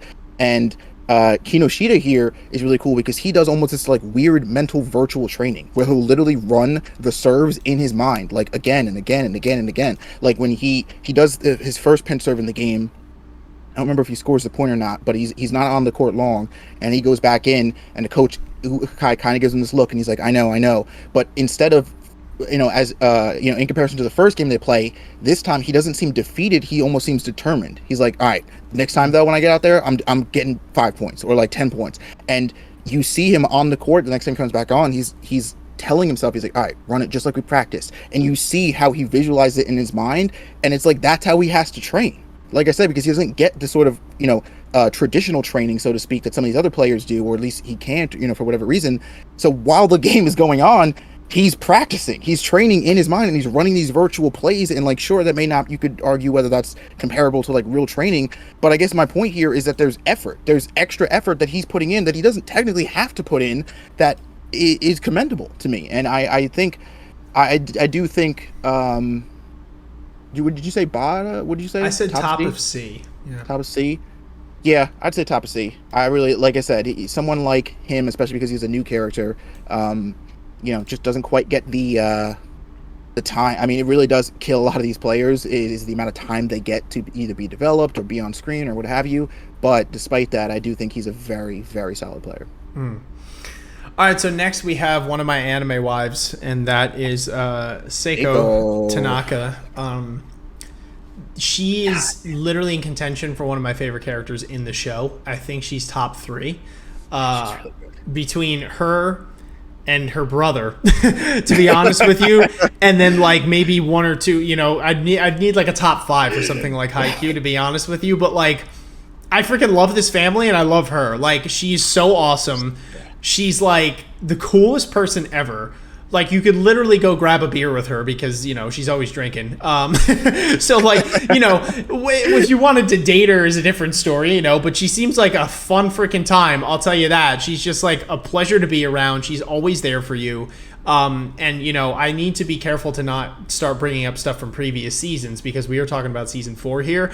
But I would argue that just the fact that she came out there with the freaking drum band and the whole damn thing to offset Inarizaki's band was absolutely clutch to the 10th degree. And it was really awesome to see. I mean, her doing that, like you said, it was like this meta comparison in the moment where it was like they needed to compete within the competition, and it was really just an awesome sight to see. I mean, that was the real big standout. But I mean, my bias comes in, and I want to put her like somewhere in A or at the top of B, I would say. But I do think that she does play a pretty prominent role in the audience and stuff like that. I'm curious to know what your thoughts are on that one. I mean, my thought, if you don't marry her, I will. She's absolute. I love this woman so freaking much, dude. I think, to be honest, in terms of like just boss, absolutely like savage plays next to Atsumo stopping the band with his hand, the sight of her rolling up with an entire goddamn drum band, bro, in costume. Like, literally, I was internally crying in that episode. It was like that's one of the moments I remember the most, because it's I talked about this briefly in one of the episodes. I forget which one it is, and I almost want to put him on this list so I can rope him in with her. One of the neighborhood guys, specifically the one who coaches Yama, because he has this absolutely beautiful moment where Yama's on the court and he's trying to get the serve through, but all of a sudden the exit sign, which is kind of like I was talking about before, it's his visual cue. It's the thing that he sort of hones in on so that he can block everything else out and focus, gets blocked by a flag. And so all of a sudden he can't see it, and his mind starts to race and he starts to get a little panicky. And his dad, bro, I don't care who his actual parent is, his freaking dad, bro, across the auditorium is holding up this bag, bro, as like a sign, as like a focal point for him to hone in on. And I literally broke, bro. That was, look, there's a lot of episodes in Haikyu where you basically end up being like, crap, I think I'm gonna cry. This was one that like absolutely broke me. And saying all this with Seiko, I'm roping her into the same thing, which is the support. These characters who are literally here to play the support role for these players may seem trivial, but are like literally fundamental. They are so important because it is this sport. I didn't even realize it obviously before I knew anything about volleyball, but after watching the show, there's a lot of fucking like mental shit that's going on in volleyball. There is so much of the game that happens in your head that has nothing to do with how athletic you are, what you can do physically, what the other team does physically. There is so much damage that a player can do to another player's mind before they even get on the court that you could break somebody and win a match before you've even hit your first serve. And it just speaks so much character to me, that there's characters like Seiko, that there's characters like, I feel bad forgetting this guy's name, but Yama's dad, that like they're just here. They're here every fucking match, dude. They're here when it counts, and they're not just like here like scream like, my man has this bag because he knows that like that's Yama's shtick. He knows that he needs that to be his focal point. My girl knew. And we saw this kind of evolve, which was actually kind of cool, because the first time she comes in, she's kind of the ringleader herself, and she's just yelling and being the rally point. And then the next game, she kind of comes in and everybody has like the jackets on and stuff, and the horns and stuff. And it's like, this is peak version. This is final evolution. She's come in, she's got the whole band, which was also nice because a couple seasons ago, it was alluded to. Tanaka even says it to Nishinoya. He's like, yeah, my sister is training for this drum performance. I don't really know why. And it's like, this was why, to like to come in for this clutch save. And it's like, she is the embodiment of support. She is always in your, she's literally Daichi off the court. She is always in your corner. She will literally fight she's got that Tanaka spirit where she will fight anybody that goes at you for any reason whatsoever. Like, this is a ride or die girl, and I absolutely fuck with her. Absolutely, man. So I think, I said either bottom A or top B. But I think my bias wants to go bottom A, and then maybe we can take a look over at the I also really want to do bottom A for then now. Let's do it. Why not? What are we doing? We're not gonna shaft her, all right, in that way. What are we doing? Yeah, what are you doing? All right, so the next one we have here is Kagiyama. So I'm gonna come out right and say it. I think he's S. And like, to be honest, just for sake of time here. Yeah, we make the joke that like him and Hinata have always been a package deal.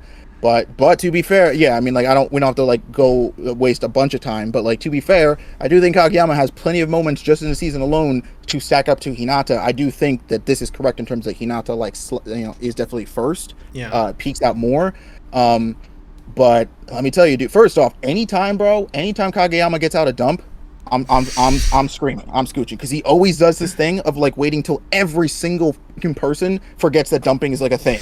And, like every time you're like, what's he gonna do? Who's he gonna set it to? He's like, oh, and just pops over the net. And he's like, oh, what? You guys didn't think I could do it? And it's like, and that coupled with, I'll never forget it's not when he's playing Inarizaki, but it's when they're playing the first team that they play in like the nationals arena, where they're like, oh shit, you know what, Kagiyama might be off his game a little bit because this is their first time playing this arena, and the spacing, is that kind of stuff is very important to a setter, so it might throw him off a little bit. But when he has that fucking Rain Man scene where he's like, oh, got it, okay, so if I measure out everything here, I know this, and he throws it and he sets it off to Hinata, who does the quick, and he's like, hey guys, sorry for the wait, but I'm here now. It's like, dude, Kagiyama is so freaking cool, bro. When he gets his moment to like flex his, because he gets touted as being like this natural born genius and intellect, and he is. I do think, despite that, though, people try to shrug off that it's like that's why he's good. No, I do think he puts in a tremendous amount of work and training, outside of that. But anytime we get to see him flex that like natural born genius, is an absolute treat. I love him so much, and I do think he's S. Yeah, absolutely. All right, so next we have Kenma from everybody's second favorite team, or maybe first, Nikoma. Kenma really shines in his episode that he shines when Nekoma is versing whoever, and the coach used to be a player for them on the team. So it definitely adds this weird advantage and disadvantage in the sense that the opposing coach knows their fundamental philosophy, but doesn't fully grasp some of the things that they've done since his time of playing, right? So he's kind of operating off of older information in a sense, and these players are really what show him up at the end, because they are just they're a different breed. I really love these analytical moments, these strategic moments that we get with Kenma just in general are something awesome to see. And I love to see his backstory he has, and why he is here.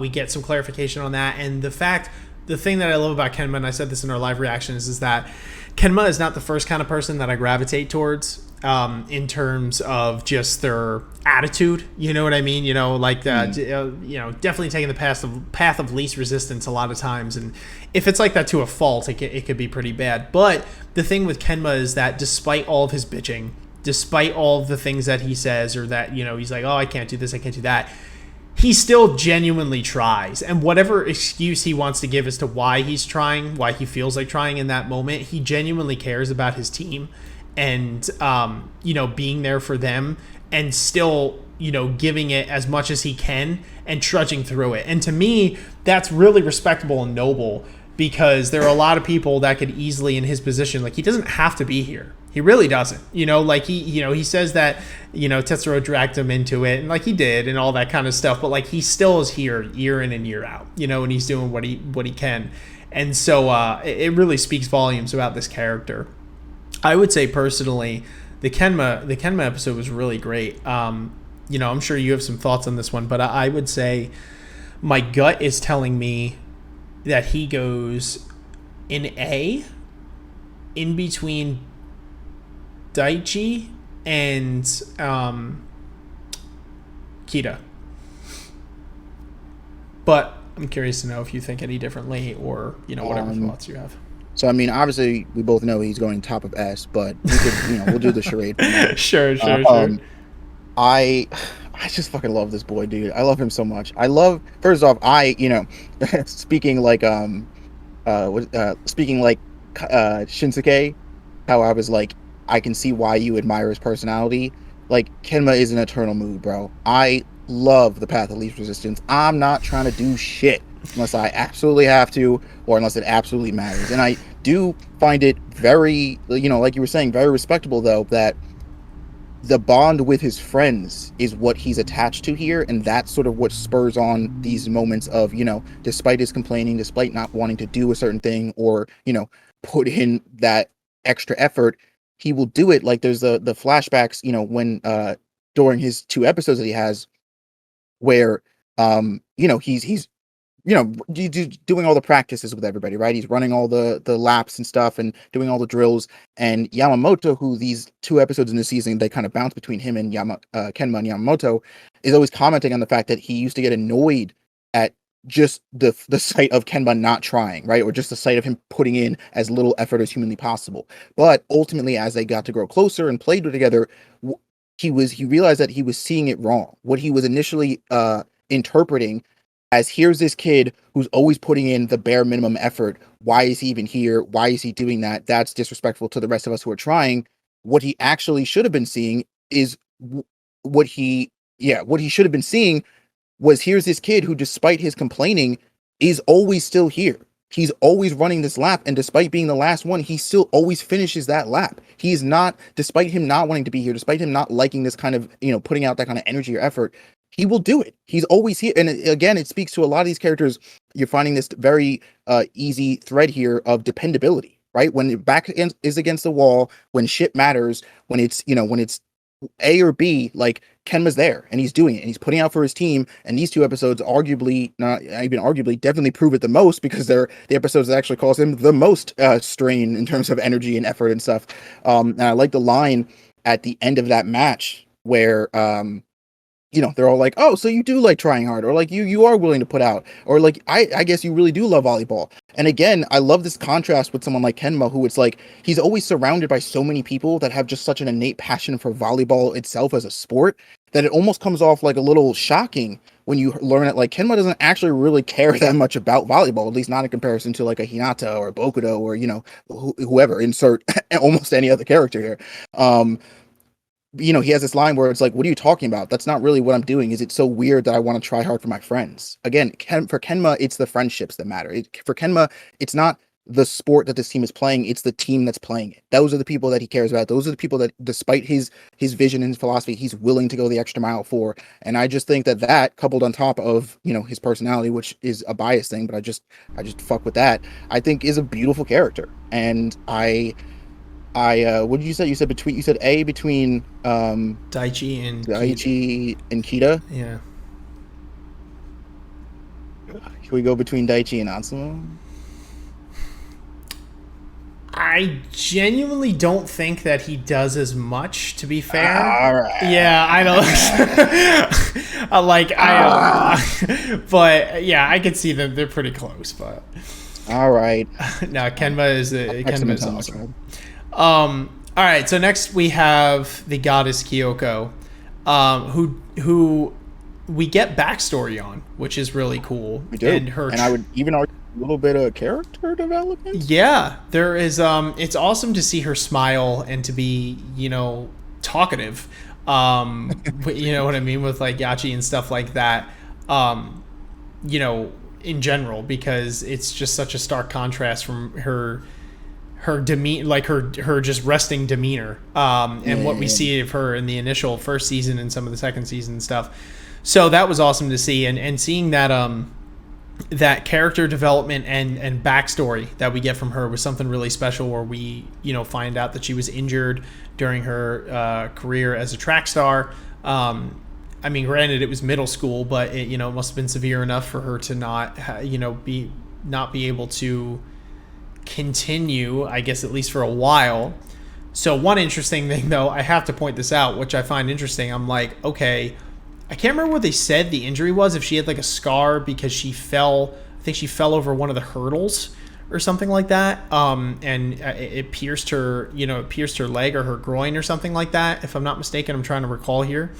But it is interesting that she was able to run at the part where she needs to run for quite a while and hurdle the middle bars when she is getting Hinata's stuff back. So I'm like, okay, I guess it healed, but it's implied that even when she now had the ability to go back to being a track team member, she chose the volleyball club in spite of that, even though at first that didn't seem to be the case. That's what I'm feeling from it. I think it was a lot of like, she got the injury, you know, whatever the injury was, she got it in middle school when she was doing the, you know, the track stuff, and then like, you know, I also don't remember how long they said like had it taken to heal or if it had healed up, but I think for her more of it was the mental state that it put her in rather than the physical injury, because I mean that's a pretty common thing with athletes where it's like sometimes they'll get an injury and how that hurts them mentally is like a lot bigger of a hurdle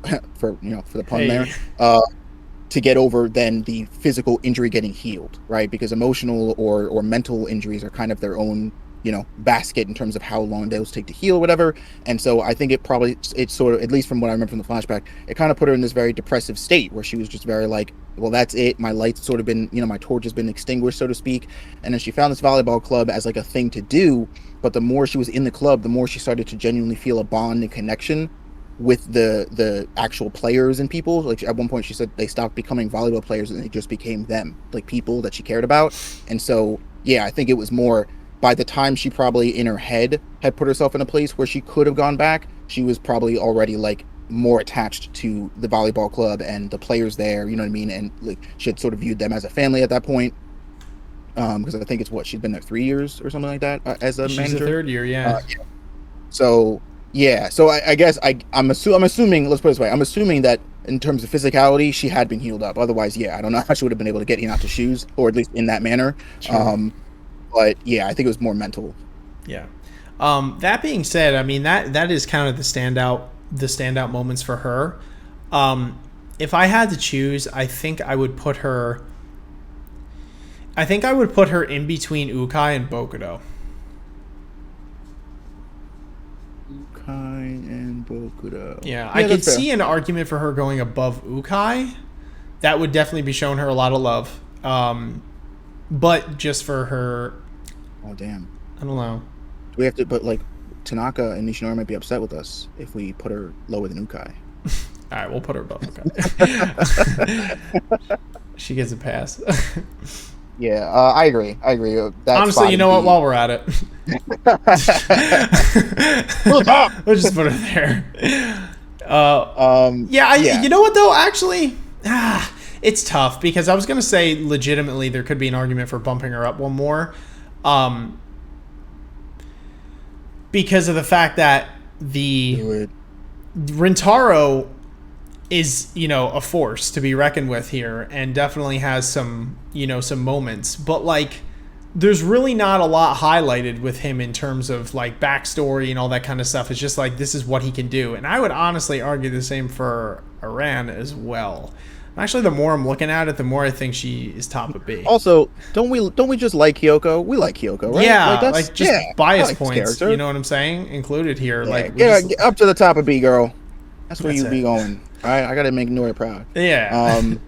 Yeah, I definitely agree. And I think we'll get to her. Obviously, she's towards the end here, but I think Yaichi, does like I think their relationship is very.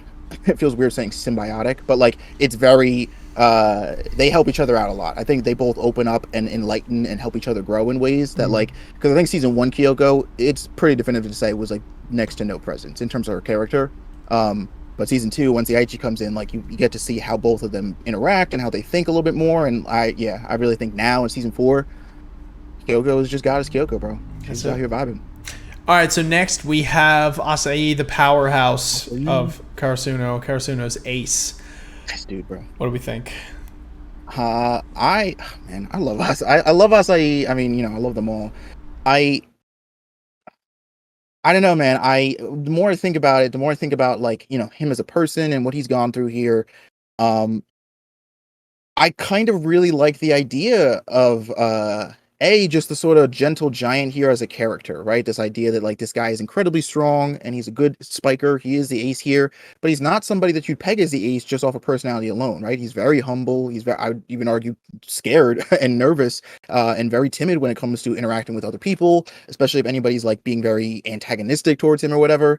But behind all that timidness and animosity or whatever you want to call it, there's a lion. You know what I mean? And if you mess with that lion, you get him riled up or get his friends riled up, he's bringing the ball down and he's bringing it down fucking hard. Like this, we were saying at the latter half of that match, because I think even he has a line where he's like, okay, up till now, I've been using like 80% of my power or something. And I'm like, are you telling me my guy has not been going 100 right now? Are you telling me he can hit that shit harder? And then he does, and it easily stacks up to any of the spikes that Inarizaki was putting out. And it's like, it's just, it's kind of that Kagiyama thing where it's like, when you get to see Acai cut loose, it is just such a genuine pleasure. It's absolutely beautiful. Really is nothing like it. I would say in terms of this season, there isn't the moment that I actually like that I just talked about is kind of his biggest thing here, right? I mean, you could argue there was like a little bit of something with Date Tech when they have the scrimmage match, just because Date Tech is obviously like a kind of a personal spot for him in terms of like that was the team that kind of broke him for a while. So I guess to be able to play with them on that level, and it was a big deal for him and was nice for him. But it wasn't really. I wouldn't really put it in term, in the realm of like character defining or anything, or like there's some crazy shit that happened there, but the Inarizaki thing was really cool, and again that's the role he plays on this team and he plays it really well. I think I would say if I had to pick, I don't know, my instinctive gut is saying like top B, bottom A. That's where I'm at too. Yeah. I think just to give Acai his due, because at the time of recording, we are caught up to Haikyu. When this comes out, there may be an announcement for the 5th season and the continuation. It might already be airing by the time you watch this. But where we are right now, we've always been on this cusp with Acai where I think he usually will get somewhere with like A or B, but it's like, you know what I mean? We're like, he just doesn't quite cut it into the upper level. So if there's ever like, at this point, if we have a reservation about where to put him between the two, I'm just going to opt for whatever the higher option is at this point because, it's like I think he deserves it. So, oh man. Anyway, next we have Tetsuro from Nekuma. This is just a great character in general. He's definitely a fan favorite. A lot of this for me, his ranking definitely goes for how much I like him and his bias and my bias towards it. I wouldn't say that he has incredibly prominent roles within this season. And again, I could be missing something here.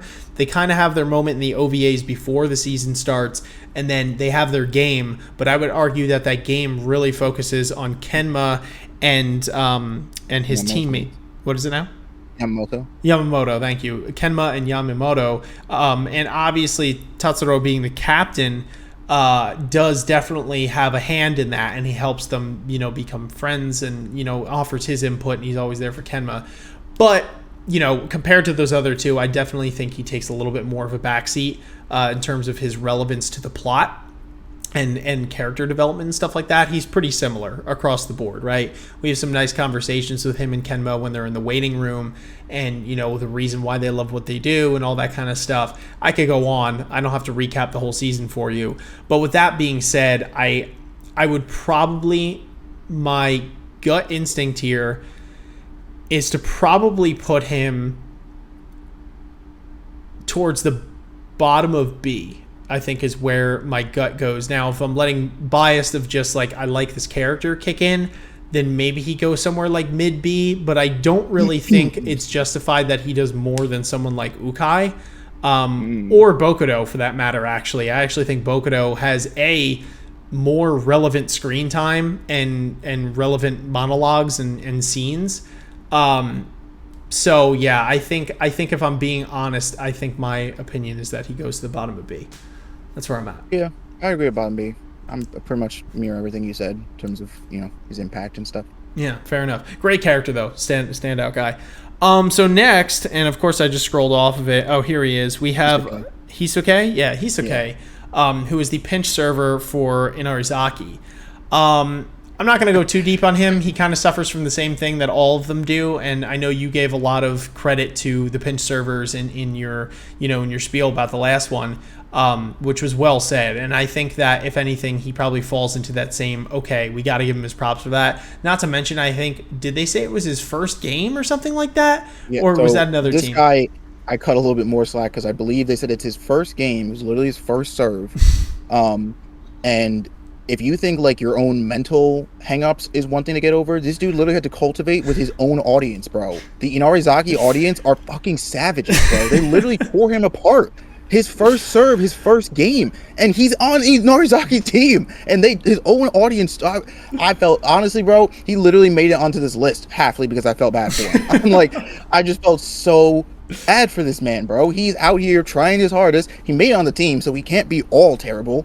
But it's like, again, dude, these pinch servers don't get time. They don't get nearly as much time to improve themselves. And his own audience shut him down. Oh, my God. Yeah, that was brutal. Just for him getting over that and taking it like an absolute champ was something to behold. And he does get a point. If I remember correctly, he does end up coming back on and scoring a point, right? I think he does. Yeah. He has. He definitely has some character development within the course of that game. Yeah. I would say that he probably goes in between Fuki, the Olympic coach, and Chicken Little. And Chicken Little. Okay. Yeah, I might make an argument for in between Chicken Little and Inoshida, right? Fuck, I forget his name. Yeah. But you know what? Yeah, fuck it. We'll put him there.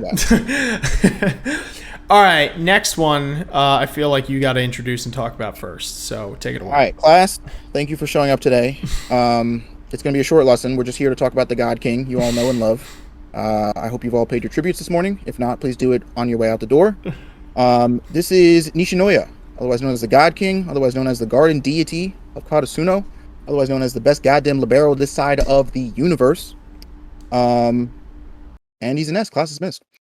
No, but so this, no exception in terms of like the other seasons, because anytime, I've said this before when talking about like Kagiyama and when talking about like Kenma, but like anytime you get to watch a character like strut off their thing, right, the one thing that they're known for or good at or whatever, watching Nishinoya like come over the obstacle of like a serve that flies past him at first to ultimately being able to receive it is like, it makes me younger, dude. It gives me years back in my life. It's such a good like thing to see and to watch. And I love the little tidbit that we get from him about his past, actually, about his grandpa and then like growing up with him and how he sort of speaks to the philosophy that he holds in terms of, because obviously I think this match does a lot to Karasuno in terms of shaking them up and reminding them like what it means to be afraid of losing and how important it is to have a way of coming out of that hole when you fall in. Otherwise, like, you're sort of done.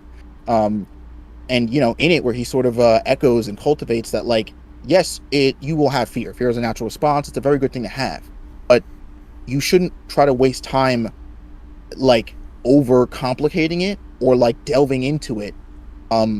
You have to sort of place it this middle ground here where fear is a thing you're going to have. How you choose to respond and react to it is what's going to set you apart from everybody else in the world, everybody else around you. And then younger Noya has this line where he's like, well, what if I'm like really scared? And his grandpa's like, well, then just get help. And it like sort of echoes the whole vibe that Karasuno is here, where like this team not only refuses to lose, but they refuse to lose any of their teammates. They're not just gonna not lose the match, but they refuse to let any one person fall down into those pits. The second anybody is getting in that way, like, somebody is there to pick them up and be like, yo, come on, I got you, don't worry about it.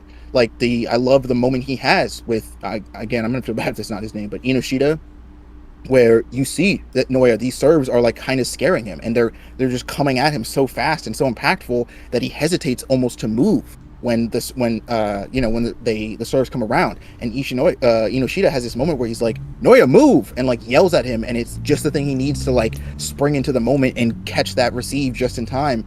And I think that moment is so nice because I think Noya has done that for the team throughout the last 3 seasons. Like, yeah. Whenever people are down, whenever somebody is like, I don't know what to do, Noya is the one that's like slapping them in the back and is like, bro, don't worry about it. Eyes in front. If anything falls behind you, like, I'm here. That's my job. I got it. I got your back. I'm not letting you fall. So like, keep playing. And it was so nice to have that come back for him in this game. And it's just, he is, again, I feel like I echo this every time I talk about Noya, but it's honestly one of my favorite things about it. It's the reason why he plays the position he plays. Noya plays the role he plays not like for the fame of volleyball or the glory of being like the number one spiker, the best player, the one who scores the most points. Noya plays this position because this position is literally all about defending your friends, defending your teammates. This position is about making sure that everybody and the ball stays in the air, that everybody gets to play for as long as they possibly can, and they will do that because you're there, because you're in the back. You've got them. You're not letting that ball hit the ground.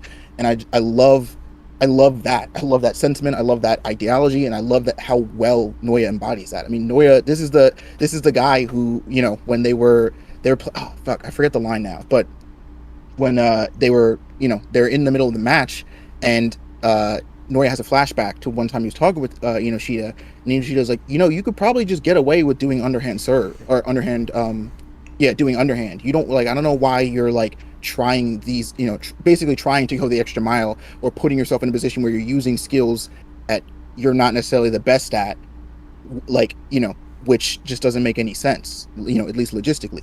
And Noya has this line where he's like, well, of course I could do that, but more or less that's sort of the easy way out, right? I know that there's players out there that are better than me. So once I learn that, basically once I know that there's something out there that trumps my either current skill set or knowledge, he's like, it would be no fun to just rest on my laurels and do what I'm good at. I want to know that like I can defend you guys against any possible, and it's like, that shit just speaks to me on like a subhuman level, dude. I fuck to the moon and back with that shit. Yeah, I'm gonna say, to be honest, dude, I mean, of course I obviously have bias coming into this, but like, I'm really feeling top of A, man. Either like top of A or like right in between Atsumu and Daichi, because like, fuck, dude, I love this kid. Yeah, I will. I'll concede in the middle of Atsumu and Daichi. I think that's okay. I think that there is one Karasuno character besides the two main, Hinata and Kagiyama, that I have an argument for S. I already know who it is. You probably already know who it is, because I genuinely believe that, like, this season.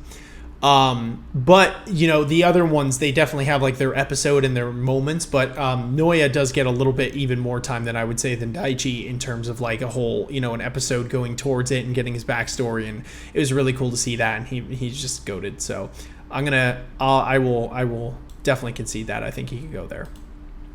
All right, so next we have a new inclusion to season 4 here, and that was, I guess, the real Owl Man, right? We were calling Bocado Owl Man, but I think this kid's really Owl Man, or he's Seagull Man. I don't know. There things of Seagull, but he plays for Komodai High School, and his name is Kurai. So he makes the pretty baller speech to the lady who interviews him, and he is considered the little giant. I would like, just for narrative purposes, to see them go against Hinata, because I really want to see how that plays out. I think that'd be really cool, and we get a lot of growth from Hinata because of him, inadvertently. So he's a very cool character just in general, and I think that he's going to be pretty relevant going forward. I actually think we were talking about predictions here in terms of like who's going to be in the finals and what. I could see him being in the finals. I was saying I think either Bokado's team or his team is going to be in the finals with Karasuno, because I think both of them narratively would make sense. Or if anything, they might, you know, maybe his team, Korai's team, could verse them earlier or something like that. But I do think that we will see more of him, and he was just pretty badass to boot. So there's really not too much we know about him yet, because he has his moments. We get to see him play, and when he does, he's virtually the whole team in one shot, which was insane. And then that speech to follow it up was fantastic. But I think he made a pretty big impression on me. I'm not gonna lie. And if I was being real here, I would probably put this dude at the top of B, if I had to say. Oh, excuse me. Yeah, I definitely love him too. I also think he made a very strong impression on me, and just a strong impression in general. He's definitely a threat to be reckoned, like you were saying. When we did see his matches come up, it appeared to be a 1v6 type of situation, and he came out the victor. So, that's fucking insane. That's incredible that he has that much skill behind him. And like you said, it was big not only for him, obviously, in the logistical sense, but for Hinata, right? It is so, I think it was so comforting to see somebody in his position in terms of height and probably a little bit of like stereotype, be in this sort of status and be in that position of like, no, like, you know, yeah, we're out here winning, what of it? And I also like his stance on the matter, where a lot, because obviously we've talked about this, a lot of people will jump to the conclusion, it's like, oh, you're good, like, it's incredible how good you are for a short person. And he's like, no, if I'm good, it's because I train. If I'm good, it's because like I know what I'm doing. I practice, I bled, sweat, you know, and out here just like any other player. My height has not, you know, obviously his height, I'm sure, is a soft spot for him, and like he gets a little self-conscious about it. They even like make the joke where his teammates like, dude, she wasn't like going at you, like relax, apologize. But you know, but that speech he makes, you know, while obviously didn't need to be targeted at that girl, does ring true. And I do think speaks volumes for his character in terms of where his head's at, right? That whole philosophy and this ideology behind like, oh, if you're the average or even higher height, then you're good, and that's it. Nothing else has to be attached to you. But the second you have some like weird stigma, that's the reason why, despite anything else you've been, and this idea that, again, I think was important for Hinata to hear, that it's like, no, you're good or you're bad. And if you're bad, it's because you didn't train. If you're good, it's because you practiced. Like, you do what you do. There is everything else is up here, and it's not out here. It's not on the court, so don't worry about it. And it's like, it was such a, you know, in a way, such a mature and you know, respectable way to approach that. I mean, because that's the reality, right? We've talked about this show, how it approaches volleyball, how much of it is in your head, how much of this game sort of is about messing with the psyche of players. That's the reality. The reality is, whether you're short, whether you're tall, it doesn't mean you can't play the game. It's not the end all be all, right? The fact of the matter is, if you put in the work, you try and train, and you sweat just as much as everybody else out here, like, you're going to do it. You're going to win, and you want it, right? And that's the other big thing with this character, is he clearly wants it. He has just the same level of passion here as your Kageyamas, your Hinatas, anybody. I definitely agree with top of B. Yeah. All right. Sounds good. Okay, cool. So next we have Mamasuga. To be honest, on me, I don't have too much to say about him. My gut tells me that he goes in between Tanaka's second wife, Kanoko or Kanoka, yeah, Kanoko, yeah, and Tetsuro, right? and That's right. That's where my instinct tells me he goes. I feel like Suga is doing Suga things this season, just as he does, right? Which is great. It's always a good thing. I don't feel like there is a major impact on a lot of the stuff going on. We get a lot of focus in the former half of the season on Hinata and Kagiyama and their respective thing, and then a lot of the other Karasuno players have their moments to shine in the latter half of the season when we're versing Inarizaki. Suga does have a moment where he comes in for a second and then he's out, and that's all well and good, but I don't feel like Suga is doing anything above and beyond that he doesn't do already, and that doesn't make it bad. Like B's a fine tier, but I feel comparatively speaking to some of the other players, he didn't really do anything that was like he had a Suga like this big moment. But that's just my take. Yeah, correct me if I'm wrong, or if so I know Suga has the moment in season 3 where he ends up using the spike, right? Because his whole he spikes and ends up scoring a point because the whole philosophy of his was that he's always scared to jump outside the zone of the setter, right? Where it's like, I'm the setter, I pass the ball, that's it. I shouldn't ever dare try anything else. And like he has that moment in season 3, and it's really great. I think he repeats it in this in this season, in this match with Inarizaki. I'm not 100% sure. Can't remember. But sort of regardless, like it's nice to see Suga settling into that now, like the sort of expanded role that he plays in the team, which is like, yes, he's the other setter here. He comes in as sort of a what do they call it? Mr. Refresher, or Mr. Refreshing. But that he's now getting more comfortable, I guess, like with trying new things, trying things that are outside of his normal comfort zone. But I do agree that like he doesn't, at least in terms of let's say anybody in the top half of B, he doesn't really jump out, or like it's not like, oh fuck dude, like Suga did that thing that like broke the game. So what'd you say between Kanoka and Tetsuro? Yes. Okay, yeah, that's fine. Okay. All right, next we have the other half, the other twin, Asamu, Maya. Yep, the other half. We get more perspective about his character and stuff. Definitely within the flashback, we see the stark differences. We already see the stark differences on a surface level when they get revealed that they're twins, which was a really cool little thing that we had going on. And how he's definitely, personality-wise, just his demeanor is different than his brothers. But it is also shown that their skill level is virtually identical. There had to be one that was better, right? And Atsumu is set up as the antagonist here because we get the little preamble with him and Kagiyama before. So obviously they had to find a way to edge him out, and it was because Atsumu, I guess, loves the game just that much more. So somebody, man, I couldn't. Just a side note, man, I couldn't imagine being a twin, because I know, for speaking on a personal level, like, I'm very competitive. So if I had like a literal clone of me or vice versa, that was like, what I mean, on that level, like it'd be really tiring. Especially if you guys like the same thing, because if you're off doing your own thing, it's kind of like you can chart your own path. But if it's like, oh, who's the better Maya twin in volleyball? It's like, fuck, dude. It's like you're always just like one of the two.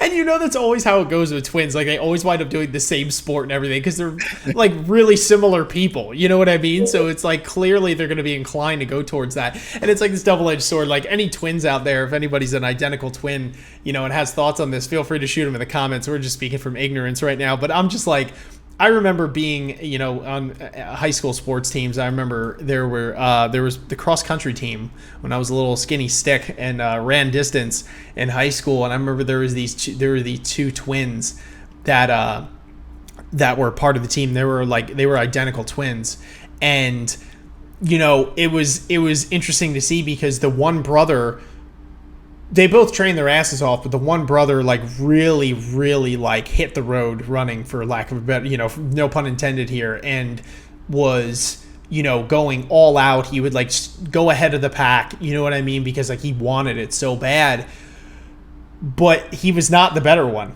of the two. And you know what I mean? And it just showed in the races that his brother, who definitely tried and definitely put in the work, it's not to say that he didn't do anything, but you know, he would stay with the pack. He would, you know, maybe go a little bit slower pace just because, you know, he's there with his friends or whatever.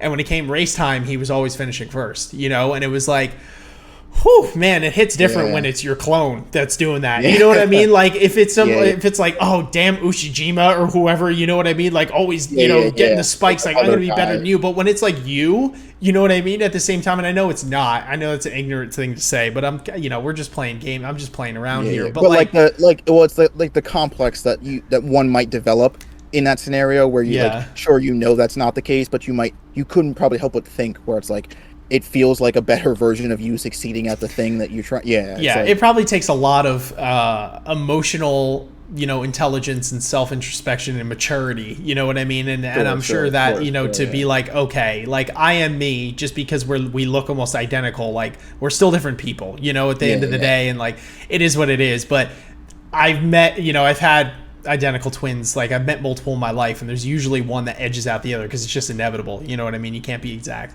But anyway, that's my tangent. I was just saying, shout out to all the twins out there, identical or otherwise, that have been dealing with that, and keep pushing. Beat your brother or your sister or whoever. You know what I mean? It's not over yet. But anyway, that being said, I didn't really talk too much about the character, but I feel like that kind of wraps it up in what I was going to talk about, just because he's just, you know, he works because of his twin. You know what I mean? Like he's also the antagonist in a sense, because they could copy the quick and all that kind of stuff, but he is not the mouthpiece, so we don't get a lot of words from him, quite frankly. You know what I mean? Except for the banter between him and his twin. So I don't think he ranks as high in terms of his impact or his, you know, his likability or, you know, his development per se.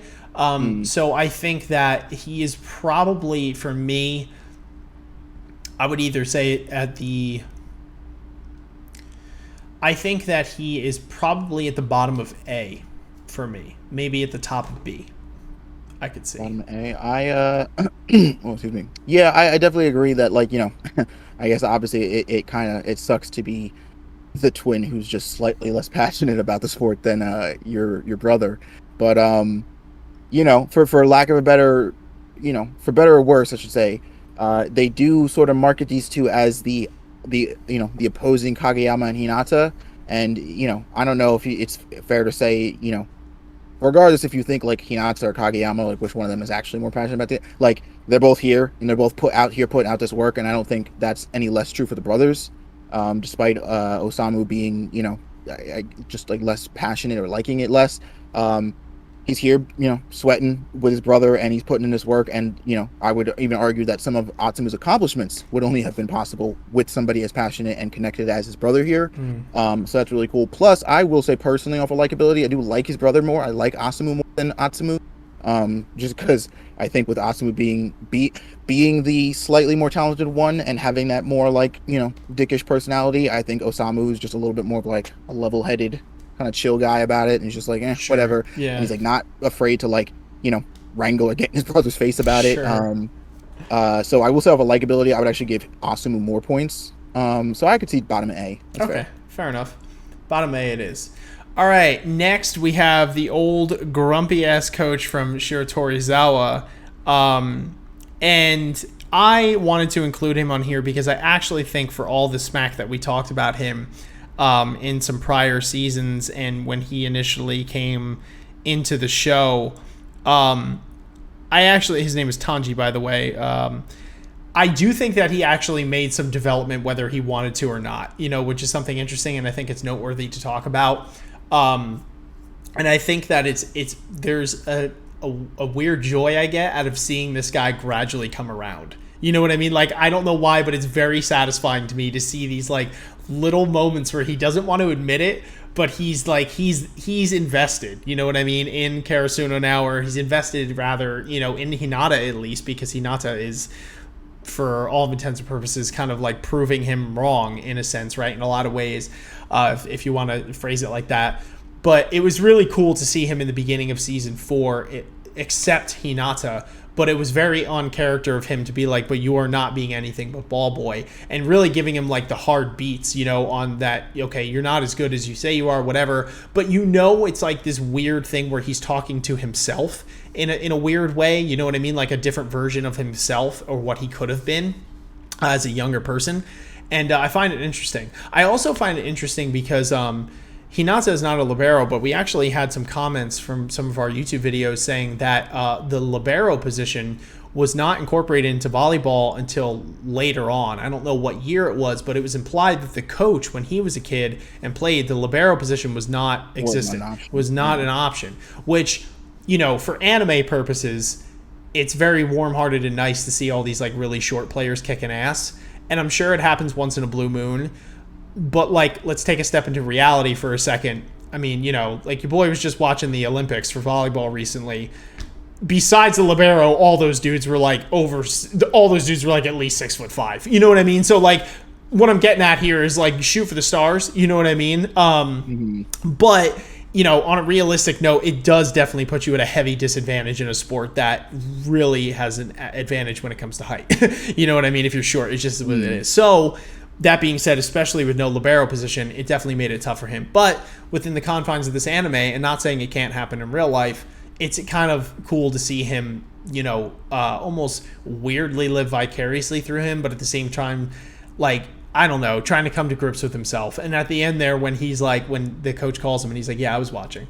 You know what I mean? Was like, okay, like you are invested whether you like it or not. And I actually found it was interesting because besides Coach Ukai, and then we get Nekoma's coach, which are like the big two, but like we haven't really seen that sort of development from a coach or just like that much screen time and appreciation of a coach in general.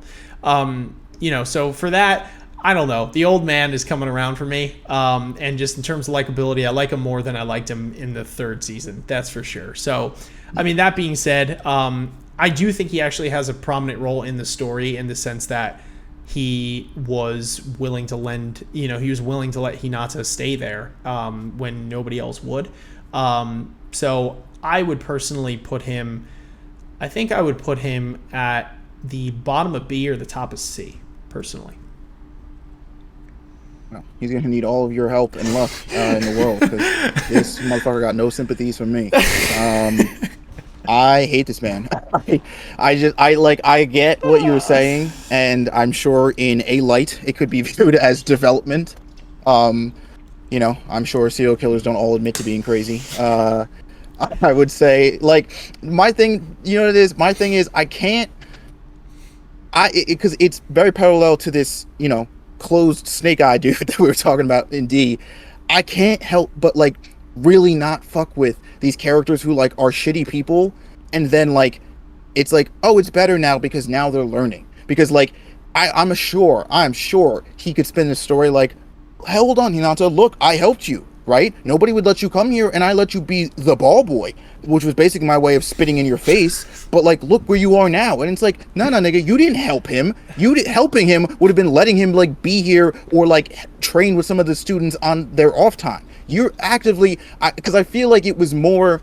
I feel like more than him seeing a weird version of himself, he sees somebody who is in his position and is doing everything he can to try and prove to Hinata that because he's small, he doesn't have what it takes to like play on the elite level that like, quote unquote pro players or, obviously anybody who's tall and powerful can. And so like him doing all this stuff, because even he says it when he like, when he lets him stay, he's like, yeah, I'll let you stay here, but only to prove how inferior you are without your setter Kagiyama. It's like, I can't mess with that. I can't mess with this thing where it's like, dude, I get it. You got, spit on or whatever. You got shut down, because when you were younger, you tried at this stuff and there was no spot for you, whatever. But it's like, you're an old ass man, like a whole old ass man. You don't like, who are you to be spitting on these kids, bro? I get it if Hinata was like small and like ignorant and stupid and just didn't care and didn't practice. But like literally Hinata's only arguable flaw is that he's small. This motherfucker goes harder than any other kid arguably that we and this coach have seen in his life. Like if you're gonna put your fate in somebody that's small, it's that kid, bro. Make it that kid, because he's got every other opportunity. All he needs is people to give him a chance. And I hate these characters who are like, no, I'm steadfast in what I think. Like, no, I don't care how many hoops he jumps over for me. Small people suck. And it's like, he doesn't. He clearly doesn't suck. Like, at the very least, he's good, despite his height. So it's like, this, like, you know, and it's like, yeah, he's coming around and taking his sweet ass fucking time. But it's like, bro, I'm over it. Nigga, just change or get out the way, bro. Ugh. D. Yo, oh my gosh, bro. Okay. All right. I'll listen, because it seems like we're in pretty different camps here. Could we go with the bottom of C? Yeah. Okay. Do it before I change my mind. I will concede that, because I can see where there's some unlikability, but I think it stems into a larger conversation of,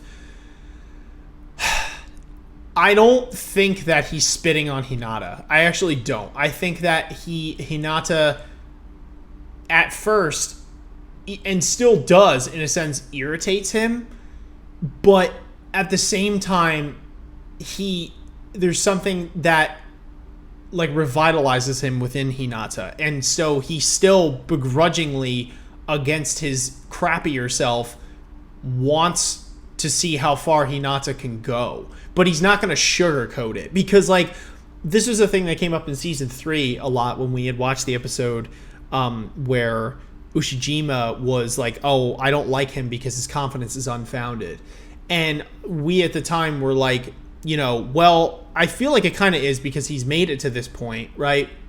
And he's still scoring, you know, he's scoring some points and, you know, whatever, and he's the main character, so he's obviously gonna. And, you know, some of the people in the comments were like, no, like, I disagree with your sentiment because Hinata isn't that great. And I was like, okay, you know, like, I feel like we're kind of picking at straws here. Like, Hinata's pretty good. But to be fair, like, you know, once you kind of take back the veneer of this is the main character, and, like, you do realize that he's grown a lot. Hinata has not even played volleyball for a full season and is, like, very athletic.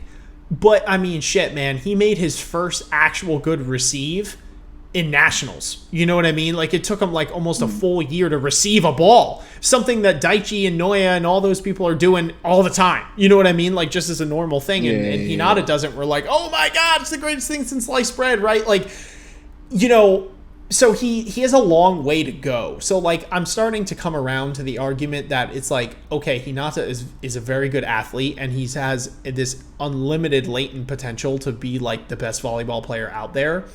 But that doesn't automatically make him the best volleyball player out there, or it doesn't make him, you know, whatever.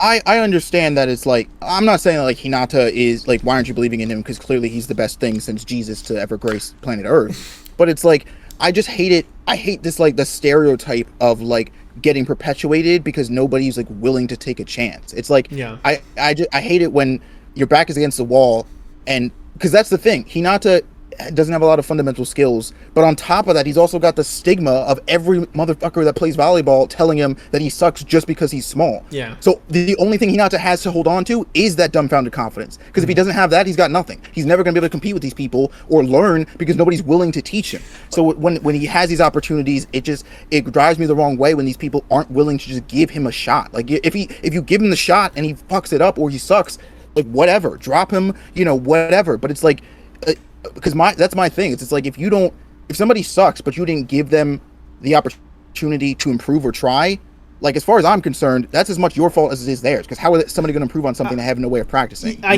guess that's my argument, is that I think actually where we disagree is that I think actually the coach is one of the only people that is giving him that opportunity. The way he's giving him that opportunity is perceived as like, oh, you're a dick because you're making him the ball boy. But the fact of the matter is that Hinata was not invited, right, to this place to begin with. He snuck there. Yeah. And so, like, no one else was giving him that perceived opportunity. And when the coach saw him there, yeah, he makes him be ball boy because he's like, okay, that's what you are. But like, just in his own weird way, like, letting him stay there is, in a weird way, giving him a chance to be something more than what he perceives he is. It's like, okay, I think you're shit, but, you know. Not shit. It's not like it's not what he's doing or not doing. It's the way he's going about it that I have a problem with. It's because he was running the show. There's literally no reason or no say that he could have just been like, yeah, join in, whatever. Like, who the fuck was going to be like, who's going to stop him? Who would have been like, no, you can't do that. So it's like, you can do that, and sure, that's like, it's the Okaiwa thing, where it's like, yeah, that's some roundabout way of being nice, but you could also just fucking be nice. Like, I don't see the problem with just being nice. No, that's fair. You make good points. Anyway, C is where he'll go at the moment. All right, so next one we have here, getting down to the final 5, is Tanaka. So my argument is S. I think that he goes below Hinata and Kagiyama in terms of S, but I will say that, and I mean, we said this in our reactions, like, there is actually no character that consistently makes me go on the border of tears more than this character, with just whenever they have a highlight episode or whatever the case might be with him, right? Like, he also makes a lot of, character development and improvement and breaks beyond barriers and helps support the team with just his absolute mental fortitude and toughness, which is amazing. But I do think that, to sum it up lightly here, out of all the other Karasuno players besides the big two, I do feel like he is the biggest standout within all of them. For this game, my personal opinion. If you were to call an MVP besides the big two, I think that he would be in the running for it. I mean, they all do amazing things, but just in general, his arc and his character development was truly something amazing to watch, and it really invoked a lot of emotion. I would say out of me and probably a lot of the audience as well. Plus, this is like basically my favorite character, so there's also bias included in that as well. But I mean, that's my argument. I definitely agree that he gets MVP for this match, for the match with Inazari, like, hands down. I think Suki got it for the match in the last season with Shiratorizawa. I probably would have given it to maybe Kagiyama for the match with Seijo back in season 2. But this match was Tanaka. I think there's and it speaks to his character strength too. There's a lot of power and strength to be driven from the everyman that can sort of like pull the bootstraps up of everybody around him and invigorate them when they thought they had nothing left to give. And that's Tanaka's strength. I mean, in a way, Noya and Tanaka are kindred spirits because of that mentality, right? They share this very similar ideology of like, I'm not falling and I'm not letting you fall either. Which is just incredible to see, but it's incredible to see in Tanaka because of the way, because of the way he's pushed, but B, because of how people perceive and in turn how Tanaka responds to that perception, right? Because Tanaka is the guy who, like, for lack of a better term, who always seems happy, right? Or always seems revved up. He's ready to go. He's yelling. He's jumping around, screaming, he's doing all this stuff. And everybody's like, oh, Tanaka, like, you must just be like a barrel of fucking, laughs and joy and whatever. But loud people can get depressed too. Loud people can have doubts and anxieties and worries and fears and all that, all that shitty stuff. And, to see how he sort of copes with it and to see what he does, and in turn, again, to see how his players around him respond to that, I think speaks volumes to, again, a lesson that's echoed just in the relationship between Kanoka and Tanaka, which is that Tanaka makes ordinary people feel like spectacular people. And that is not a common skill. That is not something that just anybody can do. And it literally shines no brighter than it does in this match. I think I'd put him in S2. Damn right. Let's do it, baby. Tanaka, that's the boy. All right, so final 4 here. We have Yamaguchi, for short Yama, as we like to call him. Everyone's favorite pinch server and just a sweetheart at that. Now,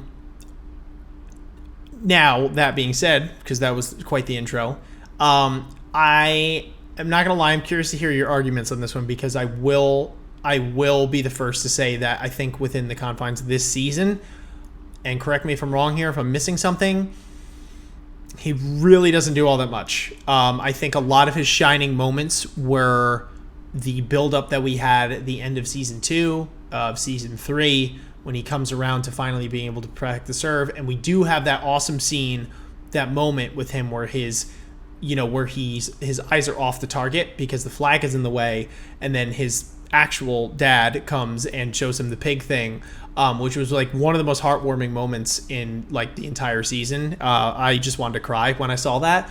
But to be fair, I don't think that's like argument for like, okay, Yama was so integral to this season, or Yama had so much character development, or Yama, you know what I mean, did something stand out. I think if anything, that was more the neighborhood guy coming in clutch there. If you wanted to give that moment to someone in terms of like what pulled it together, Yama just was kind of doing his thing. Now it does, I don't want to make it like it's not a knock. Like I love Yama. He's a good character.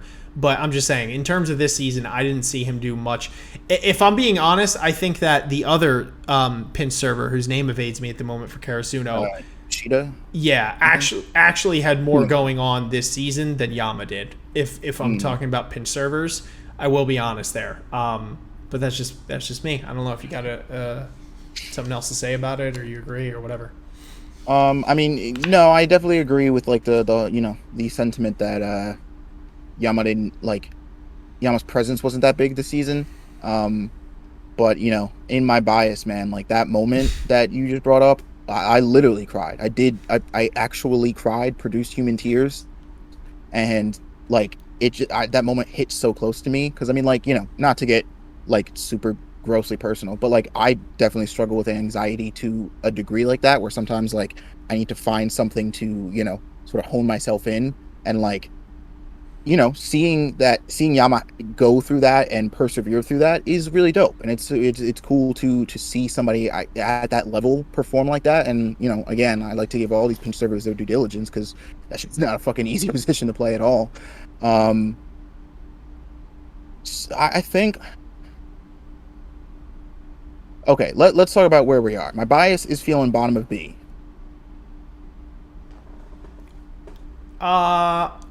Okay, I can see that for bias, yeah, because I do think in terms of okay, I would like to go on record. I actually think. Go ahead. I was going to say, because we're going to bring up the fact that the other two pinch servers are in C, and that like. Not even that. I actually feel that the other two pinch servers had more presence, if you want to call it, or impact on this season. You can make the argument that the guy for Inazarizaki is I could see the one or the other, but yeah, I could see Kinoshita, but I definitely wouldn't say the other kid's name, whatever his name is, was over Yama. I think I would, if anything, I'd put Yama in between them. That's okay. I could concede that. But for bias's sake, and we'll give you one, we'll put him at the bottom of B. That's all good. We're having fun here. So, I got you. Anyway, so final three here. We have Daichi, right? That's how you pronounce it? Daichi. I'm gonna be real again. Correct me if I'm wrong, because sometimes you watch this whole season, we watch it over the course of sometimes a couple weeks, sometimes it takes like a month to watch, because we got things to do, and so it tends to what tends to happen a lot is that the latter half of the season, being that there's roughly 25 episodes per season, tends to stick in my head more. So I'm thinking a lot, and I have to I have to keep on convincing myself to look back and then go from the start. Yeah. But even with that being said, like, I might have forgot something, but I don't think there was any sort of really standout thing. If anything, she just kind of brought a lot out of Kyoko. Yeah, I think if anything, like you were saying, she definitely brings more out of Kyoko and kind of helps that character break out of its shell. And then I guess, it's a little bit symbiotic, where Kyoko kind of helps Daichi get over her shyness a little bit and learn to, to interact, because you could definitely tell by season 4, and especially by the end of season 4, that Daichi seemed a little bit more comfortable interacting with people, and she's not like the you say hi to her and she breaks into tears kind of thing. And I would like to say that stems from just her interactions with Kyoko, because I always forget that, like, Kyoko being a third year means she's leaving. She's in turn teaching Daichi how to handle and manage this team, which means Daichi's gonna have to do that job effectively when Kyoko leaves. And so, yeah, I definitely think Daichi as a person is in a better place than she was at the beginning of, let's say, season 2 when we meet her. But in terms of like things she does, I would really only say, like, I think she helps out Kyoko a bunch. And like I said, gets over a little bit of her own personal demons, even if it's only a little bit. I don't know. Man, but I do like her, she's really cool. Yeah, she's a sweetheart. If I'm being realistic, though, I have to say, I mean, like, this is without bias. We could get to the bias part after, but, like, if I'm being genuine here, I do think that she's probably somewhere, like, the bottom of C. Unless there's, like, some standout at the moment that I'm forgetting here that, like, again, and you could, you'll probably read me out in the comments, but I just can't remember a moment where I'm like, Daichi, you know what I mean? Like, I felt like season 2 she was introduced and she had a lot to do there, and she had a lot with, like, bringing out the best in Kyoko. But then, and then season 3, like, she makes the posters and stuff like that, but, yeah, no, that's fair. Bottom of C is definitely, I mean, I feel like we got to put her in front of the Shootozawa coach, because I can't do that. I can't do her dirty like that. That's literally disrespectful. Okay, how about this then? We'll even put her. Reason has to be at the bottom. We'll put her in between here. That's fair. In between yeah. Yeah, and that's fine. Okay, final 2 here.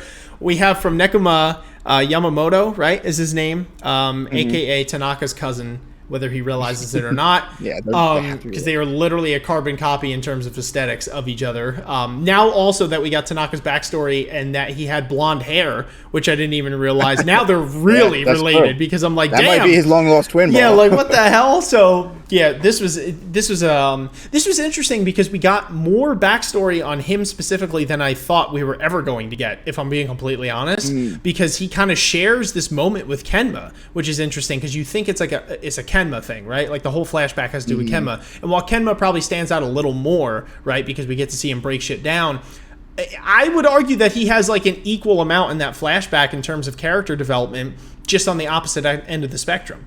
And it was really cool to see him and Kenma finally form a close bond and relationship where he's calling Yamamoto by the shortened version of his name. I can't remember what it was, but he's like, only my friends call me that. Oya? Yeah. I forget what it is. I think it's like it's something like Oya or something. It is a shortened version. Yeah. Something like that, which was really awesome to see. I was like, damn, I didn't expect all this. And it was, the kid puts in work, for sure. It was interesting to see that development and how far he's come. So yeah, I mean, got to give the man his due there. I think if I had to choose, I would probably put him in between Kyoko and Eren. I think is where my gut is telling me. That's like my first instinctual spot for him. Yeah, that's fair. I mean, I definitely agree that he has, I would say, the same amount of development that Kenma gets in those 2 episodes. Because like you said, it's virtually about them coming together as a team, which means Kenma is learning just as much from Yamamoto as Yamamoto is learning from Kenma. So it's, it's equal in that sense. And I do like, you see his work ethic and you sort of see where he comes from, and that moment is, it's a cute moment where he's like, oh, only my friends call me, I think it's, I don't know what Toya is sticking in my head. It might not be, and I might just be stupid and wrong, but, and then Kenma yells the name to him, and it's like, oh, okay, they're homies. They're yeah, that was really heartwarming to see. So, all right. Anyway, we're going to put him there. And now down to the final person in this tier list, and that is Tsukishima, from Karasuno, who, as you'll know, last season got S. So yeah. I think that's right. He made the jump to S, but he's moved up every tier list for every season that we've done. It is literally impossible to move him up now because I think he took the number 1 spot, even within S for the last one. So he's got to probably go down or retain his spot. And spoiler alert, he's going to go down because he's not Hinata in this season. We've already established that. That's the boy right there. But Tsuki gets definitely his moments to shine as well. We get to see, yet again, his fantastic blocking prowess and just how smart he is on the court, how he is very in tune with his own abilities, what he's capable of and what he's not. And granted, he probably shorts himself sometimes. He's probably capable for more than he thinks he is, which is interesting. That's a whole thing in and of itself, right? But I think there is something commendable as well of him being like, okay, I'm not going to get this. Let me angle this now so it's in line with my teammates, right? Like they're going to be there. They're going to do what they have to do. My man is tired. You know what I mean? At the end of this, which shows, man, I'm just saying, Kagiyama is out there every night jogging, and Suki passed up on the jogs like more than once. I'm just throwing it out there, and here we are, and he's gassing out, bro, at the end. I'm just saying, putting in a little more road work. I don't know if that would have been the case. But, no, on a real note here, he was interesting to see. I mean, he's definitely, and, I think I speak for both of us when I say over the course of these seasons, he's definitely grown on us as like a likable character, where from season 1, we went from really not liking him at all. Season 2, he was, you know what I mean? It was like, okay, like, when's this happening? And then season 3 was like, oh, wow, that was awesome. That was a huge payoff. And, and here we are now where it's like, okay, his demeanor, his humor, his saltiness has less of a sting to it when you realize that he cares about the game. You know what I'm saying? Yeah. Like when he genuinely gives a shit. When it was earlier in the show and he was being salty and also like, oh, I just don't even like that I'm here. I don't like anyone. It definitely hit harder because it was like, dude, it was like, the whole thing was sour. But now it's like the saltiness is more of like, oh, that's it. That's Suki being salty. But that like behind that facade or behind that veil, there is a person who genuinely loves this game. So it kind of lessens the blow a little bit now and makes him like way more tolerable. And I would even dare to say likable in his own, in his own way. You know what I mean? He still didn't stop telling Yama to shut up, which is something that I don't appreciate. I have to say, like, I'm going to just come out and say it. He never got over that. And like, that kind of irritates me that Yama just like kind of takes that, you know what I mean? And like everybody else is also cool with that. You know what I mean? Like, I'm surprised Daichi isn't like, yo,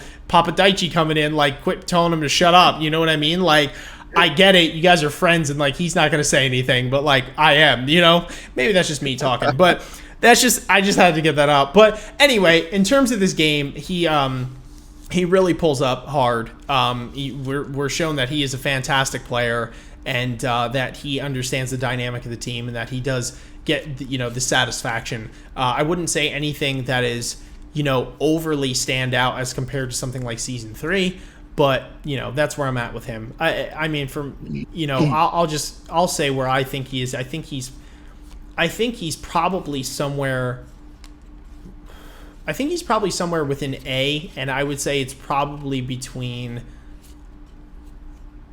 maybe between like Seiko and Acai. Is my inclination. I mean, I could see arguments for different spots, but that's just where my guts tell me. Okay. I definitely liked Suki too. I think the biggest thing about Suki for me is just seeing, now that we've gone past the season 3 event, and his awakening, seeing just even in the smaller aspects how much more effort he's extrovertly putting into the game. Right, so like before, it was a lot of like there's a lot of internalizing and there's a lot of like strategizing on his part and thinking about things, but like not saying them or not overtly acting in ways that display that. And now going into this game, like it's very clear, even if you're just watching Suki and you don't hear anything he says, it's like, all right, this kid's putting in work too. He cares as much about this game as everybody on this team. I do agree. Obviously, like Suki, he has not changed and like become this little like cupcake of joy. Not that I ever thought he was going to, but but like you said, it definitely now that we know he cares about not only the game but the players, we know that the saltiness is to poke fun at them and not to hurt them. Like, in earlier seasons, it's like you get that but nothing else, and so it very easily comes off as like, all right, are you just trying to hurt people? Like, what's going on here? Everybody else is having a good time. Like, why are you trying to ruin that for them? And now it's like, okay, you're like, you're just being Suki. Like, that's just how you interact with people. You're just poking fun. Like, it's more like, giving your friend a hard time than it is like, like mean intent behind it, which is nice to see. And yeah, like I don't know, man, when I think about this match, I think a lot of the moments I think about are the moments where like Suki's at his wit's end and he physically can't perform anymore, but he doesn't let that stop him from analyzing or coming up with a strategy that he can basically just use his body to support a play so that some of the other players can still get the ball, which, again, everybody on this team has their strengths and weaknesses. That is Suki's strength.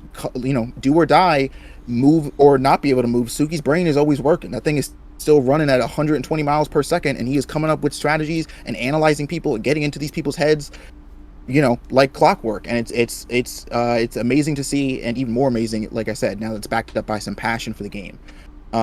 I would actually make an argument to put him in between Kaita and Seiko in A. Okay, yeah, that actually was that's what I was bouncing between, was either the bottom of A or there, and, you know, from what you're saying, I could definitely see that. I will concede that. I think that's fine. All right, so now we get into the token usage here, on who's moving who where. Isaiah, would you like to use the first token? I defer to you. I would gladly use my first token, Ian, or my token first. However, this is going to be a little tough for me because normally, obviously, I'd just be popping my boy Noya into S, no problemo. But I have a little bit of a dilemma here because my token allows me to move anybody up or down. And I got to tell you, man, there's some mofos in this list that maybe don't deserve to be as high as they are. Damn. So let's just analyze this list real quick. Now, let's think about the tactical approach here, okay? 'Cause I could give my boy Noya love, but I've been texting him every night. He knows what's up. He knows I love him. All right, he knows he's an A, but he knows in my heart he's an S. But there's some nasty mofos on this list, bro. I don't know if I can approve. I don't know if in good conscience I can approve of them being where they are. Now, I'm not saying any names right now, but I'm just saying there's a tier we have that's right above D, and there's just one person who's at the bottom who maybe if, you know, the wind blew a different way, he might find himself a little bit lower than he currently is. But I mean, that's where I'm at right now. All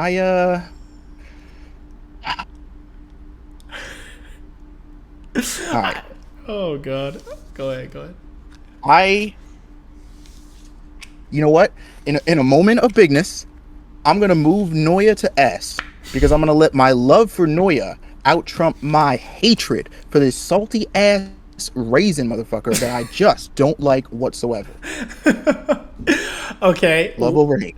Love over hate. Okay. Is he going S here behind Tanaka? Yeah, behind Tanaka. Okay, gotcha. All right, fair enough. All right, so that is the token. Now, there's an advantage and a disadvantage to going first with your token, right? The advantage is that when you go first with your token, that character is set in stone. So if somebody else want to do something, like, you can't do crap, right, with that. The disadvantage is, though, is that someone else could technically go above or below them. So I'm not going to lie, I've been thinking, and this was literally one of the first characters, if not the first character we talk about, and that is Atsumo. And I have to be honest, not that Atsumo, personality-wise, is my favorite character ever, but I do have to be real here. And this is me completely biased, complete subjectivity. He actually grew on me as the season went. I didn't outright say it in the reactions because I was still on the fence. But I actually kind of love the dynamic between him and his twin, and how there's this, like, interesting level of immaturity, but yet maturity that, you know, that gets bounced between the two of them. And I kind of like the fact that he is, you know, a knucklehead when it comes to that sort of thing, but he is in it to win it. He hates losing more than anything. And I'm not saying that these traits, by the way, are like commendable and it's like this is what everyone should strive to be. I'm just saying that there is this weird charisma that surrounds him that, for better or worse, for some reason has attracted me to liking this character. And that's just what it is. It's totally subjective. And I have to say, I think, bias aside, I do genuinely think that this character actually has been in conjunction with his twin, to be fair. So maybe it's a little bit of a cheap out here. But I do genuinely feel like he, in my opinion, has been the best antagonist yet. And I know all the Oikawa fans are going to be like, what? Blasphemy. You know what I mean? Like, there's no way. Oikawa was the best antagonist, his thing with Kagiyama, the whole nine. But I don't know, man. There is something about this player where I was genuinely, I liked his team. I liked their dynamic. His energy was something else. And I just jived with his personality a little more than someone like, let's say, Oikawa. I just think the way he commanded that, like, that presence when he went, and just the stuff that they had to deal with when it came to him being able to analyze the quick with his twin and then replicate it on the spot was like something you see out of the superhero action movie, where it's like our hero has been kicking ass, and in the next movie, all of a sudden now the guy's got his move down, he uses it on him, right? It's like there's a lot, that goes into him as an antagonist, who I think is there, and he was very mysterious at first, but I think just the fact that he swayed me to liking him in a weird sense, or at least the character of him by the end of it, speaks volumes, because not every character's done that. Hell, Suki took me like 3 seasons for me to finally like him. You know what I mean? This guy did it within the course of a season. So for that reason, I think I'm going to have to move this man up to S. And I think I'm going to have to move him up to S, so much so, and this is saying a lot, but I actually think that he goes... Yeah, I think I'm going to have to put him in between Tanaka and Nishinoya here. I was going to even put... As I see that... I saw you about to put the dagger. You were about to stab yourself and me, and at the last second, you just turned around and just stabbed me. You were like, why would I hurt myself with my own weapon? This doesn't make any sense. I'm just going to kill this idiot. Wow, the disrespect out here. I was about to put him even above Tanaka there for a second, which is like... Wow. Which is saying a lot, because Tanaka's like my favorite character, but like I do genuinely, jokes aside, do think that this has been one of my favorite, most enjoyable games to watch. Actually, it has been my favorite game to watch in all of Haikyu so far, and my favorite team to compete against. And I'd be lying if I said that Atsumo is not about half the reason for that, to be honest with you, in conjunction with his other players and his twin, but I really do think he stands out. I definitely do agree that Atsumo is definitely the best antagonist that we've had in the story, hands down. There has been no other competition, none, so far. And I do agree with the sentiment that in a weird way, it's that classic like serial killer charisma thing, where it's like, yeah, he's a dick, and he clearly is like a little too self-centered and immature, but like he like knows what he's about though, and like the aura, I would even describe it, that he has when he comes out onto the court. It's like watching a blacksmith who's like, who's worked on weapons for 100 years, just get up to do it for another day. It's like this man is just in his element. He's in the zone. There is a fascination and there is a charisma to him that ultimately is just like, yeah, I do think I like this character. It was weird because it was almost like me. I didn't want to admit it because I felt like if I said I liked his character, I was like excusing the bad side of his character, the part of it that I don't like.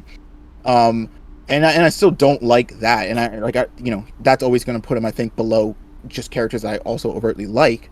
And I definitely don't think he goes above Noya, but I agree with most of the sentiment. He definitely has grown on me, and at least in terms of antagonist, and like you were saying, this game by far the most enjoyable. Yeah. All right, folks, so that's going to do it for our tier list. We've been at it for 2.5 hours, so hopefully you guys enjoyed every moment of it, because I know you watched it all. And if you did and you made it this far, please make sure you guys are liking this video before you head out. You're subscribing to the channel and hitting that bell if you are new here, or if you haven't already, so you can get more content like this on the show. Hit us up on the AOA Reacts channel as well if you want to catch all of our Haikyu live reactions so far, and the many more shows that we cover on the channel. Also, comment your thoughts down below. What did you think of our tier list, where we ended up? Would you agree with certain ones? Would you disagree with other ones? Are there any honorable mention characters that you would like to include? Any ones that you think were just, you know what, they didn't even deserve to make this list? We're curious to read all those thoughts down below. Make sure you guys are always referring to our description as well. We have our Linktree link there, which brings you to all the other ways that you could support us. Like I said, the AOA Reacts channel, our Twitch channel as well. We have our social media there, everything from Twitter to TikTok, if you want to follow us and see what's going on. Discord, totally free to join. There's no barrier to entry there. You can talk with some brilliant people about anime, Haikyu, whatever you want, and it's a great way to get in contact with us.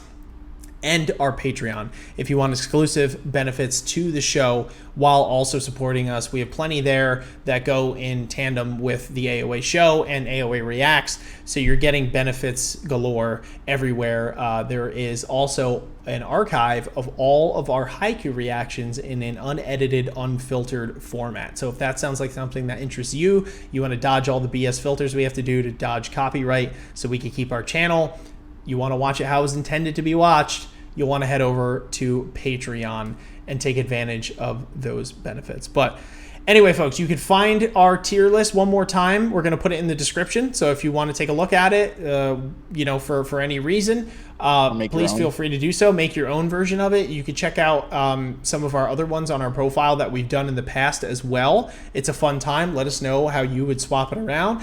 But until next time, folks, thank you so much for watching. Thank you so much for listening. We'll catch you all on the flip. Peace. Peace. Ninjas are samurais, blaze of the kunais. Find me in the leaf of the cloud, screaming out Bankai. We just some ghouls though, who like seeing parts fly. They like what you saying, Goma got more through the storylines. I tested your neck from the start, my hunters gon' come for your heart. I promise you'll land in my boulevard, left them in one piece, no